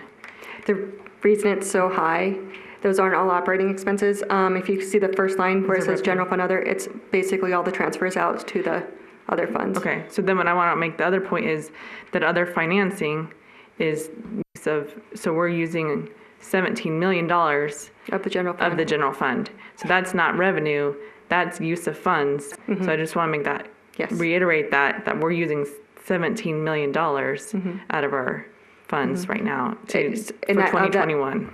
And of that is that 10.5 that's moving to the special revenue fund, so it'll still be available for the general fund. It's just moving out of the general fund to its intended purposes. Okay. But as of right now, it's $6.3 million of our fund balance to balance of budget. Okay. And you just, I just want to say, looking through this, it looks as though the budget for our departments have gone up in almost every department except for communications and central services, and I'm assuming that's because those have been allocated to other funds, but almost all of those have gone up. There's a contractual 3%, so they're all gonna go up at this point. And so that influences a lot of that, why we're budgeting $5 million over from 2020 as well. For our total. So it's not $5 million in operating expenses. Down on the bottom, other? The expenditures. Okay, so that is our, That actually, So I'm saying from previous year where it Yeah. was 38 million That- and now it's 43 million. That's what I'm saying, like yeah. the difference. So if you look at the total general fund other, that line is super confusing because what it is, that's our actual transfers out of the general fund. So last year was 5.6 million moving out, starting the new funds and to capital and projects. And then this year it's $10 million. So it's moving all that money to the special projects. So that kind of skews everything, that $5 million extra in expenses down on the bottom. Okay. But yes, so, but what I'm trying to reiterate though, is that, you know, although like Mayor mentioned, you know, there's small things that may nitpick, we may need to do that because right now the plan is to use $17 million out of our fund to float the city next fiscal year. And that's, you know, that's not, I know. you know what I'm saying? Yeah, I So do. I just want to say, you know, it might be a small drop in the bucket of saying, oh, you know, this line professional services, because I looked at that too, and I wrote it out from what was budgeted under professional services, about $3.2 million. And in 2019, we used $1.9 million for professional services. So we are over budgeting that from what was used. And this about year, $1 million. this So year, I'm just saying, and some of those things are contractual where we have to. So for instance, the golf course, right? Professional service is a contract that we're providing for a manager to manage those golf courses. But in other areas, it was used, for instance, to hire an engineer to put out the lights that we have now on Arizona Street. And so some of those things are for projects. If you go through professional services, some of those are just a certain department looking for either a study being done or an architect or engineer, but other ones are contractual. So I'm just saying that we need to really, if we're looking at things, and I understand because of the way this system is set up, those get put under the word professional, but we need to really look at those, we're over budgeting those, and although there's a budget for that, maybe we don't need to use that money and it can go somewhere else, because that's over, that's about $1.3 million right there over budget from what we actually used in 2019. so next year, it does grow because we have the lobbyist and then also the solar permits. The inspector for that is under professional, and we know they're going to be much higher next year. So Right, so that's what I'm saying. Some things are known budgeted, for instance, like the municipal court. You know, it's known that we're going to use professional services because they use that line item for things like counseling or defense attorneys. That's a known. But where we don't have a known, and then we're using it because it's there and it's budgeted, and maybe we need to look at that. For instance, and also, you know, if we're paying for a lobbyist, maybe we don't all go to the legislature this year as well. I mean, these are things that we need to look at. It's small amounts, but in the long run, that ends up being millions of dollars. If I could just comment on that, I think we did institute the budget cuts that were discussed earlier, and unless you, when we leave today, we need to know which direction we're going to go. And just because something is budgeted doesn't mean it has to be spent. A budget is an educated guess of what we believe we should have available to use. So as we monitor the revenues next year and we see if the situation grows worse or gets better, then we can adjust.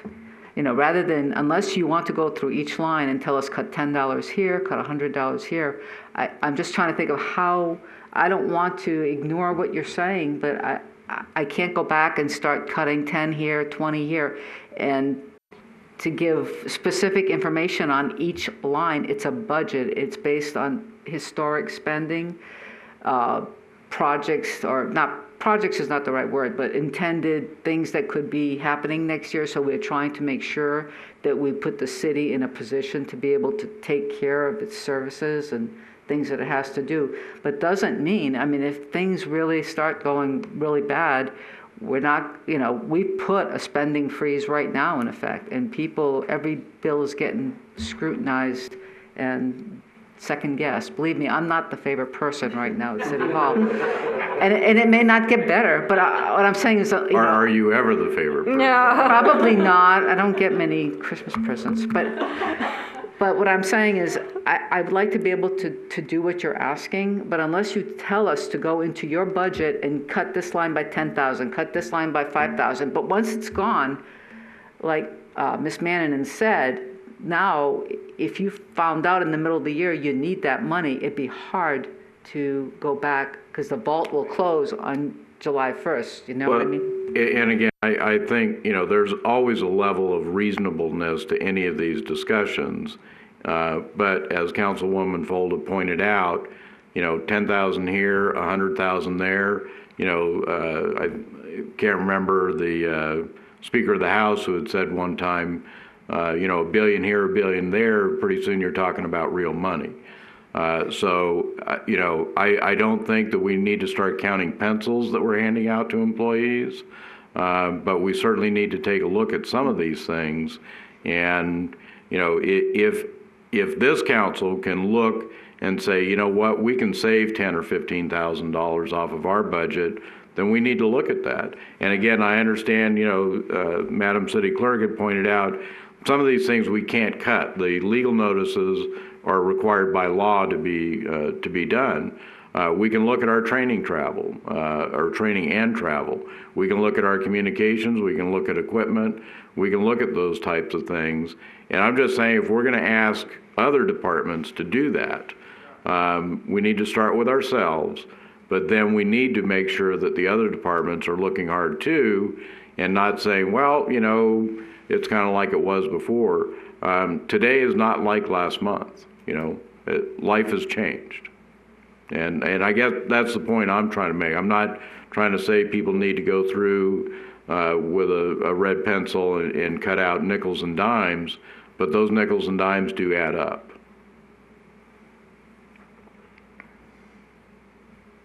Any other questions or comments? Councilwoman Bridges?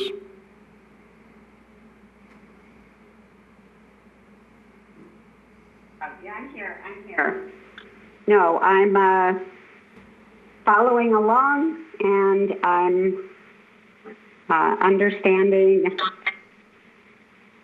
the discussion in terms of that balance between reasonable budget right now and the fact that are we cutting the most we can cut? And I don't know what the answer to that is. I did have questions on the travel and training expenses and the publications, the travel and training for council. In fact, the travel and training are, in today's world, people are doing what we're doing and having remote meetings and Zoom meetings. And I wonder if there's a way to take a look at travel and training across the board as what is the future of having a conference. For example, I was supposed to go to Pool Pack last week. We were able to condense a 2-day conference into 4 hours. And so going forward in the future, looking at whether some of those types of expenses could be cut significantly if they're not going to require 2-3 day overnight flights, hotels, and so on. That's a lot of what I have marked. And also, I'd be curious, of those professional expenses, what percentage would be those contracts we have already signed, those things that we need to do from a statute perspective, or contracts already in existence. I too don't see that certain things have to be cut by dollars, but there are some things in there that going forward, if the technology yields it and we can change behaviors, what effect would that have? Thank you. Anything else? Also, on all of the maintenance line items for court I'm looking at, for example, maintenance equipment, maintenance office equipment, maintenance grounds. What were those changed from? Across the board, every department's maintenance budget was cut 20%. Okay, so that's why it's consistent across the board. For the most part, that maintenance was, okay, 20%. I'm seeing if there were any other, however, maintenance for landscaping was not cut 20% for Public Works. Yes, it should have been. Okay, page 73 of the packet, under PWD landscaping, maintenance is not highlighted. Oh, it's cut. It just wasn't highlighted. I'll make that adjustment. Okay.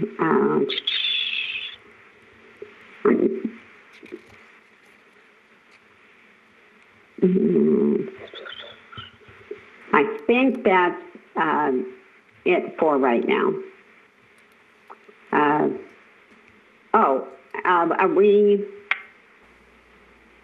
We're ending right now at the end of the general fund, and before we get into the residential construction taxes line items.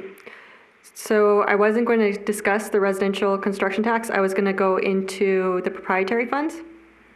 So residential construction tax is actually a governmental fund. Unless you had any chance, if you had any questions on residential, I'm happy to answer them. Okay, the only thing I had in there is that it includes the $50,000 for the dog park bill.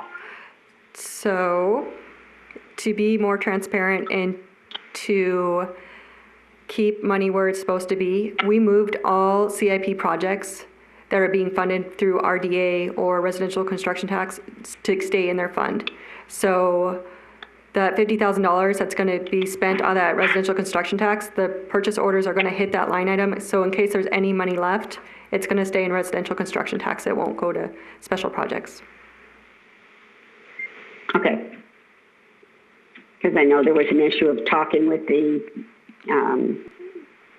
nonprofit and so on, and Yep.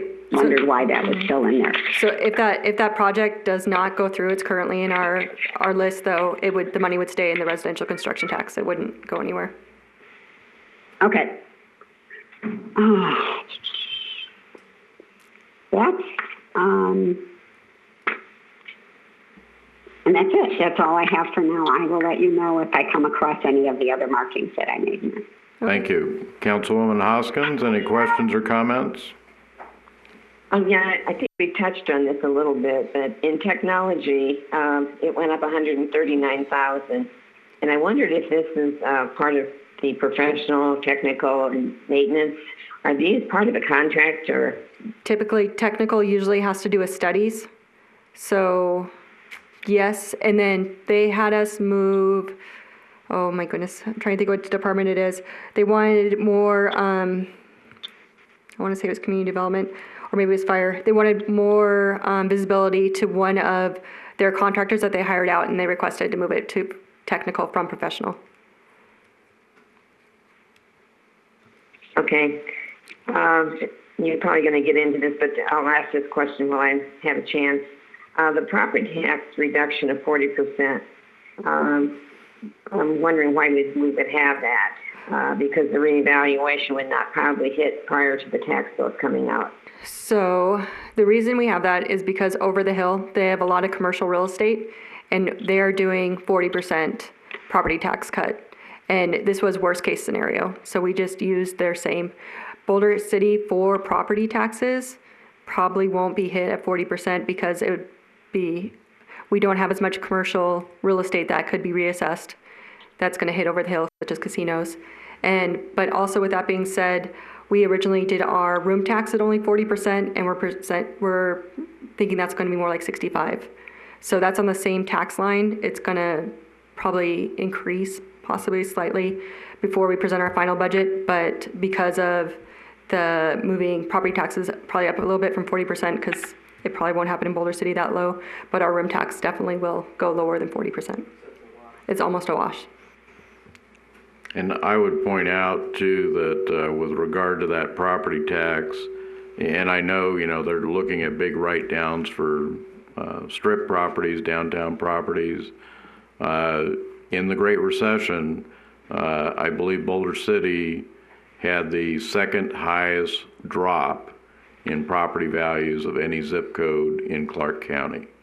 So while our home values are high, depending on what happens over the next year, we could see there's the potential there that if this turns into a recession the size of the Great Recession, we could see substantial drops in property tax.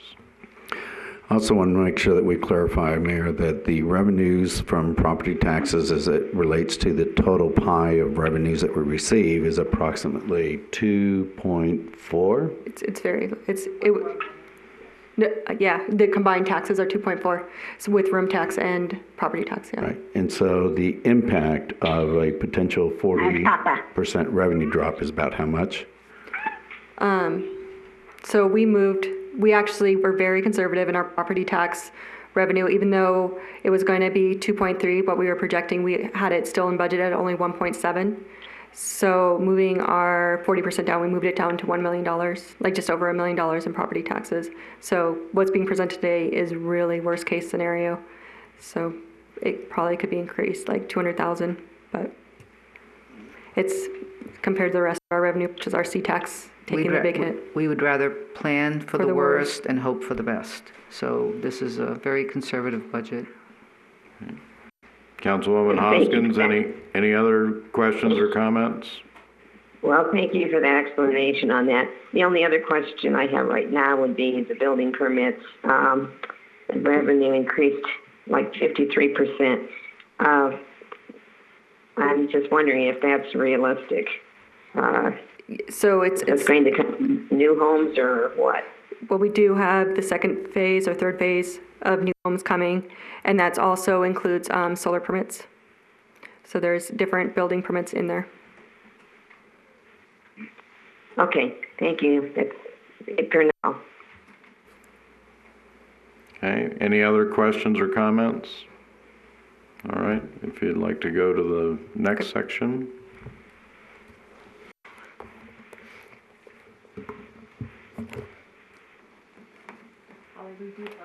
Thank you. Number 3, right? For priorities? Yep, perfect. There you go. Thank you. Okay. So now we move on from governmental to our proprietary funds.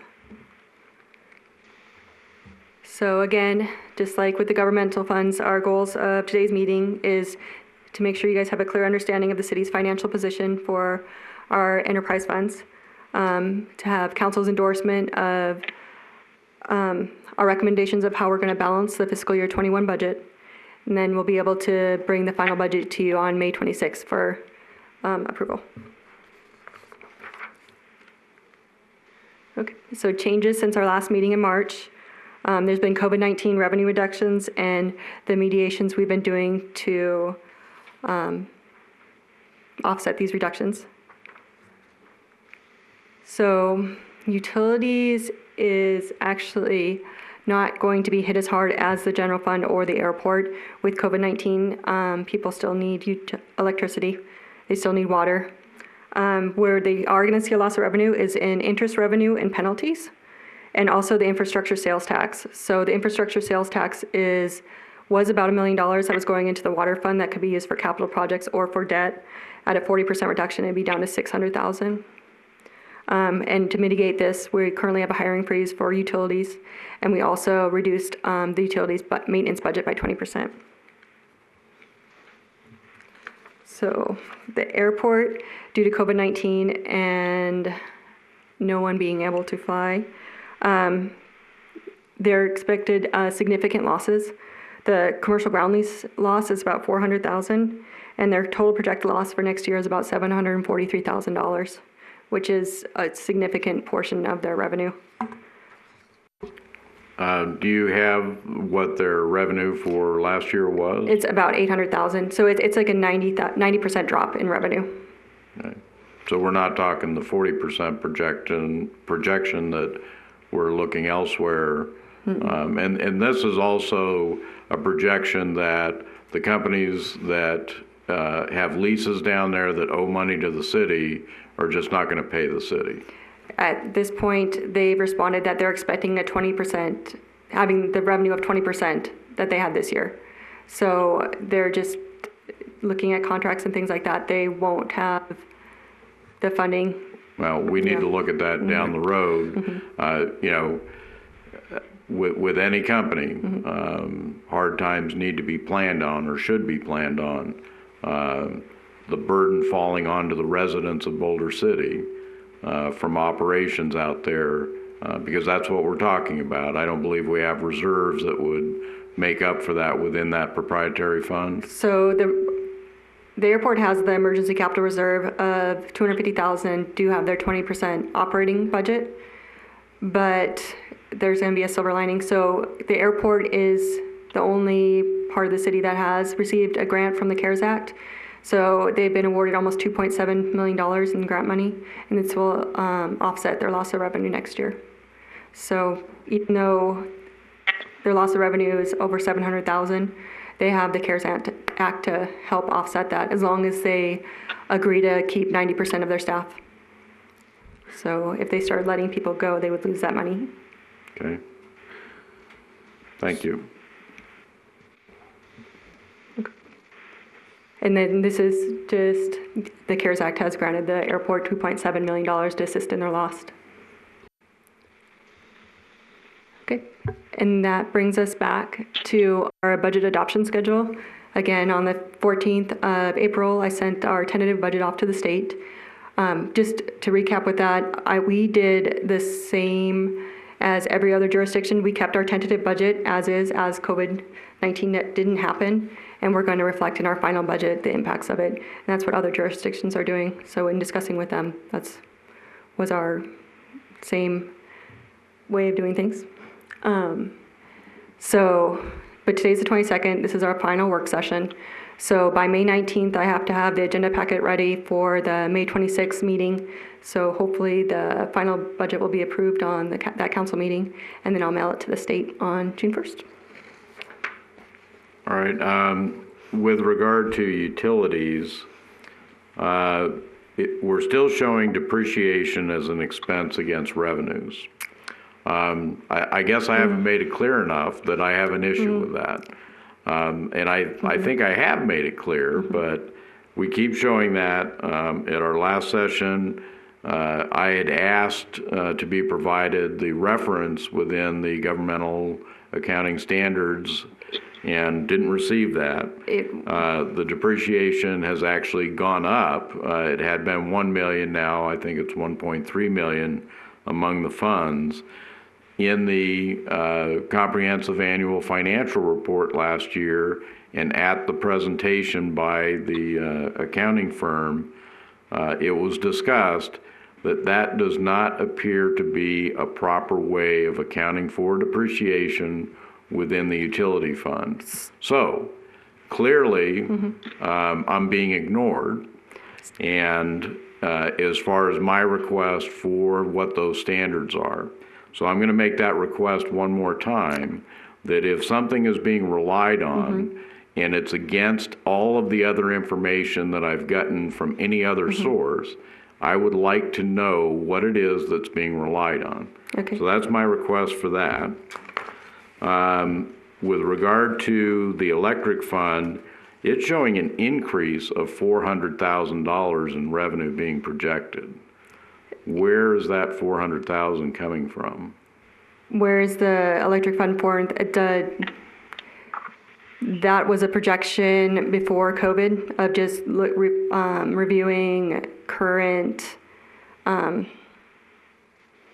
where we were at that point in the year and projecting it forward. Actually looking at it this year, because we have had a mild spring, that does not look accurate, and will probably be adjusted before our next meeting.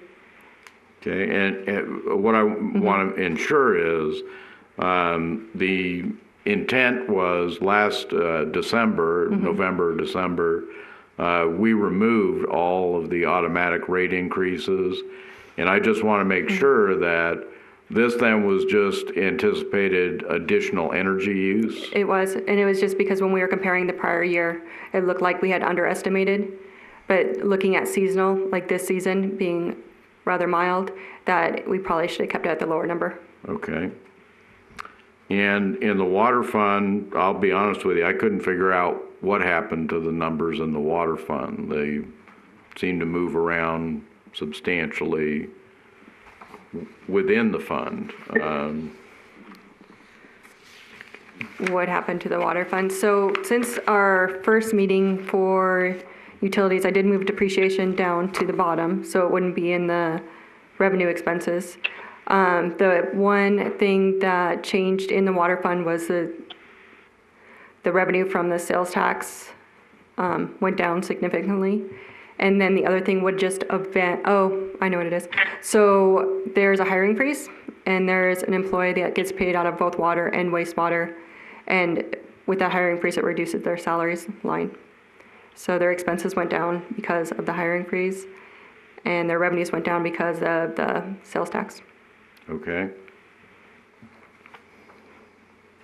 And again, when we talk about the utility fund, unfortunately, the capital projects that are being planned in that fund, we're going to have to take a hard look at that. We have planned a significant amount of money to be spent next year, and we're just going to have to see if we can afford that or not. And I know some of the most expensive projects, the 69 kV loop, the substation 3 to Buchanan. Those are very expensive projects that are already underway. Sometimes you can't back out of a project when you get to a point, but the amount of money that we had anticipated having available, we may not have available. And as Diane pointed out earlier, we really aren't expecting the losses in utilities like we are in the general fund. Right now, the total losses in utilities is expected to be less than $500,000. So being the type of business they are that you need utilities, they might not feel the effects of this as much as the rest of our funds. All right. Any other questions or comments? Councilwoman Folda? Can I get further clarification on that?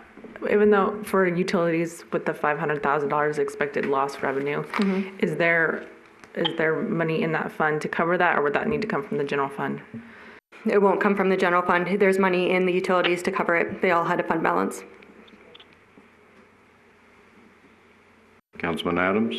Yeah, when we are talking about the utility funds, and we're saying we're really the only revenue we're missing out on is the the late fees and stuff like that for a large chunk of that. Obviously a lot of people are struggling. They're trying to figure this out, and it's kind of a hard question, right? Because it's all what ifs. We don't know the answers, but as we might have more and more people having difficulty to keep up, because once you get behind, it's hard to get back in place. How does that affect? I mean, if the money's literally not able to come in, how does that affect what the numbers we end up looking at? Is it just they're just not there? Or are we thinking eventually we're going to get there? How does that look? So utilities, as of right now, if you don't pay your utilities bill, it would just be deferred. So eventually the money would come in for utilities. The way the budget works, it works on revenues. So it's kind of, when it gets billed is when our revenues increase. It would be a cash flow issue if it really got that bad, that the utilities might not have enough cash because even though they have this revenue and they're expecting this income. But I mean, there's so many what ifs. Like, I know. What policies are we going to put in place? What are we going to do? It's right, and I was almost hesitant to ask, but I'm just trying to get it, at least start to wrap my head around understanding what that might look like, just because it is a reality that some people might have to face, and trying to understand that. So, and hopefully those people reach out to us because we do have resources and ways, but if they don't let us know, we can't put those in place. And I would just add to that we have to pay our bills too. We buy energy, we buy water, it costs us money to be able to do those things. Councilwoman Bridges, any questions or comments? No, I do not on the utility Any of fund the stuff. proprietary funds? No, let's see. No questions on the proprietary funds at this point. I'm looking at back at my notes and see if there was anything. I see that the airport was changed. No, I don't. I was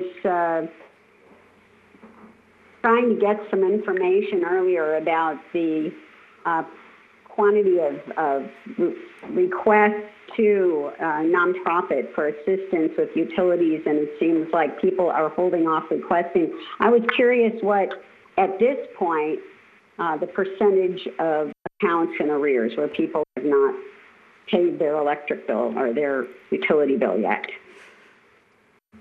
I do not have a percentage of that at this time, but I know that there are more people that are having trouble, and we have a lot of resources that when the citizens call us to make arrangements for their payments and how they want to, what kind of help they need. I know there are a lot of resources out there, and we are using those resources to help customers. So they have to contact us. That's how we try to tell them right now that if they can't pay their bill, they can't just not pay and not let us know what the situation is. And if they let us know, then we can help them. Okay, and I know that, for example, emergency aid is now accepting applications from people who I'm assuming have already contacted our utility department and requesting assistance, and some of that comes from the CDBG and be paid off by the CDBG grant. It's Yes. not an unlimited amount of money, but it's a little bit that helps people. No, because I was just curious, what it looked like already in terms of, I know it's about a month in, so it's nothing to judge off of.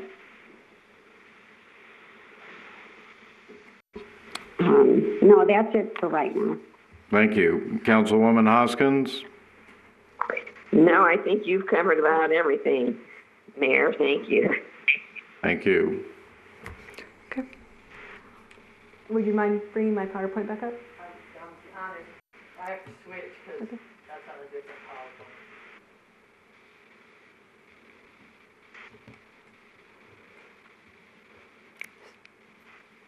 You want the last slide? Yes, please. How did I know that? So, to try to end on a positive note. So, It's not starting out when the sentence begins, there are stormy economic clouds. well, there are stormy economic clouds upon us. The storm will test us, possibly breaking branches along the way. However, our dedicated public servants will emerge a more robust and focused team when the storm has passed. So we are having troubles right now, but working on it. Well said. I appreciate that. And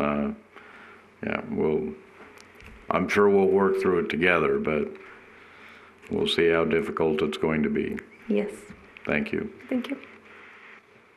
So if I could just say one thing to bring everything full circle, our next meeting in May will be bringing back the final budget. And there'll probably be some changes from today. We're going to go forward with the changes we've mentioned, and there'll probably be some additional changes which we'll highlight at that time. I just wanted to make sure that you had a good idea of where we're going with this.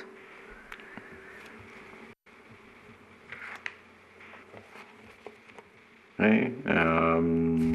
Anything else? Nope, I was packing up. Okay. And again, although this is for possible action, it is a presentation. There is no motion that needs to be made on the item. I don't. But I do appreciate it. I can't imagine what the finance department has been going through. I know, as you said, you're probably not very popular with the other departments, but at this time, with this situation, the work that you all are doing is invaluable, not just to this city council, but to this city. And so I really appreciate all the work you're doing. I'm sure it's very difficult, so thank you for what you're doing. Yeah, I'll just add that the work that you guys are doing is awesome, and coming from I felt like I was finally getting understanding where we were at with this budget, how everything was going, getting ready for that, and then all of a sudden all of this happens, and it makes it very hard. And so for me coming here, you're able to describe it in a way that I can better understand what it is that I'm looking at, because sometimes it's hard for me when I just see the numbers and I don't necessarily have the context to put into it. So it is very helpful to help put that perspective on it so that I can help really understand what it is that we're looking at for next year, given the current circumstance. So, thank you. That then brings us to our final public comment period. Again, we are doing public comment via phone call. If you would like to call in, the number is area code 702-589-9629. The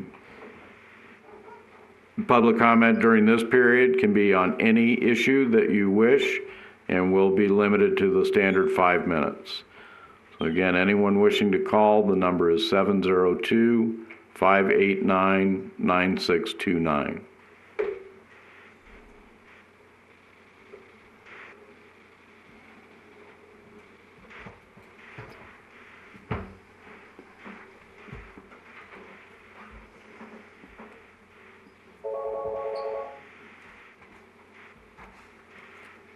Public comment. Yes, I have public comment. Go ahead. Yes, Council, again for the record, Fred Volz. I have two final reactions to today's deliberations for your consideration. First, hearing the comments of city staff about how today's spending plan must proceed puts the many and painful cuts necessary off into an indefinite future and will only magnify the severity of the cuts that must be made later. It is very disappointing that city staff stubbornly refuse to propose those reductions now and choose to employ rationalizations such as, we can't add new budget after the vault has closed, or we're not going to reduce budgets by $500 or $100. Finally, if the city's management has any interest in real openness, transparency, and accountability, it will take steps to approach its lobbying organization, the Nevada Association of Cities and Counties, about advocating legislation in the 81st legislature where all public employee contract negotiations with collective bargaining units are held in public, not in closed to the public sessions. It is our money being spent, and we legitimately should know what both sides in compensation negotiations propose and obligate us to pay. And I would ask that these comments be added to the meeting record. Thank you. Thank you. Anyone else wishing to call? The number is 702-589-9629.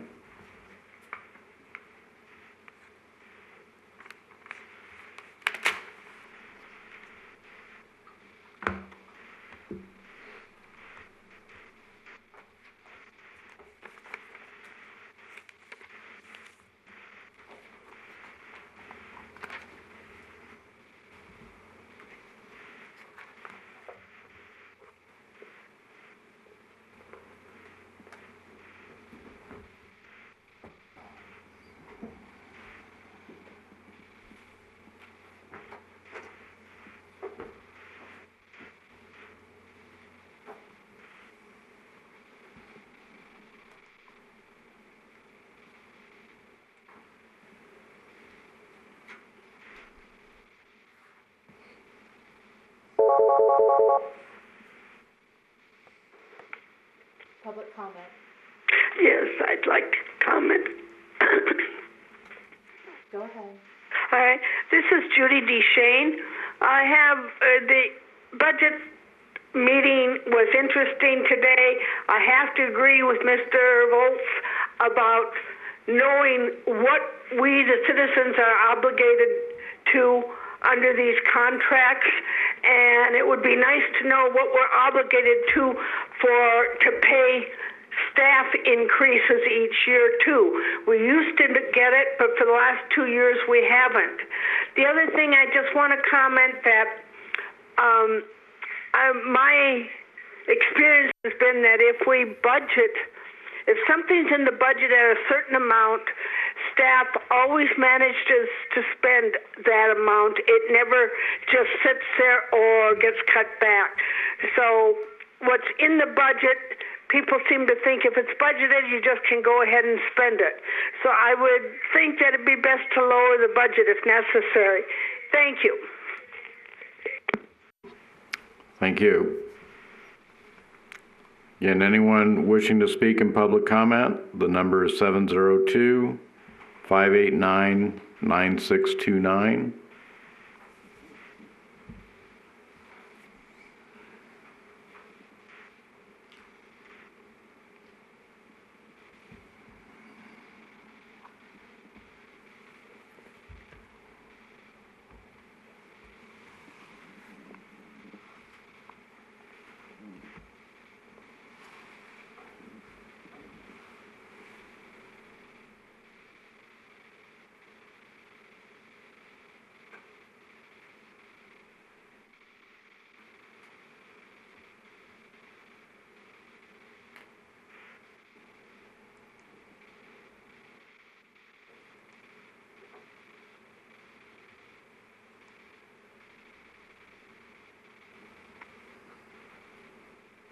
The phone number again for public comment is 702-589-9629.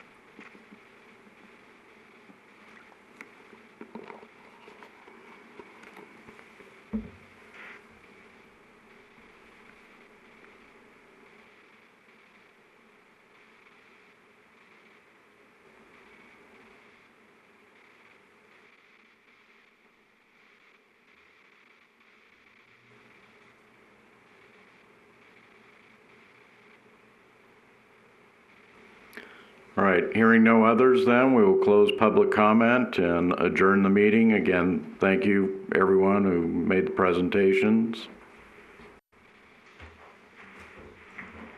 Thank you, everybody. Thank you. Would it be possible to get whatever the updated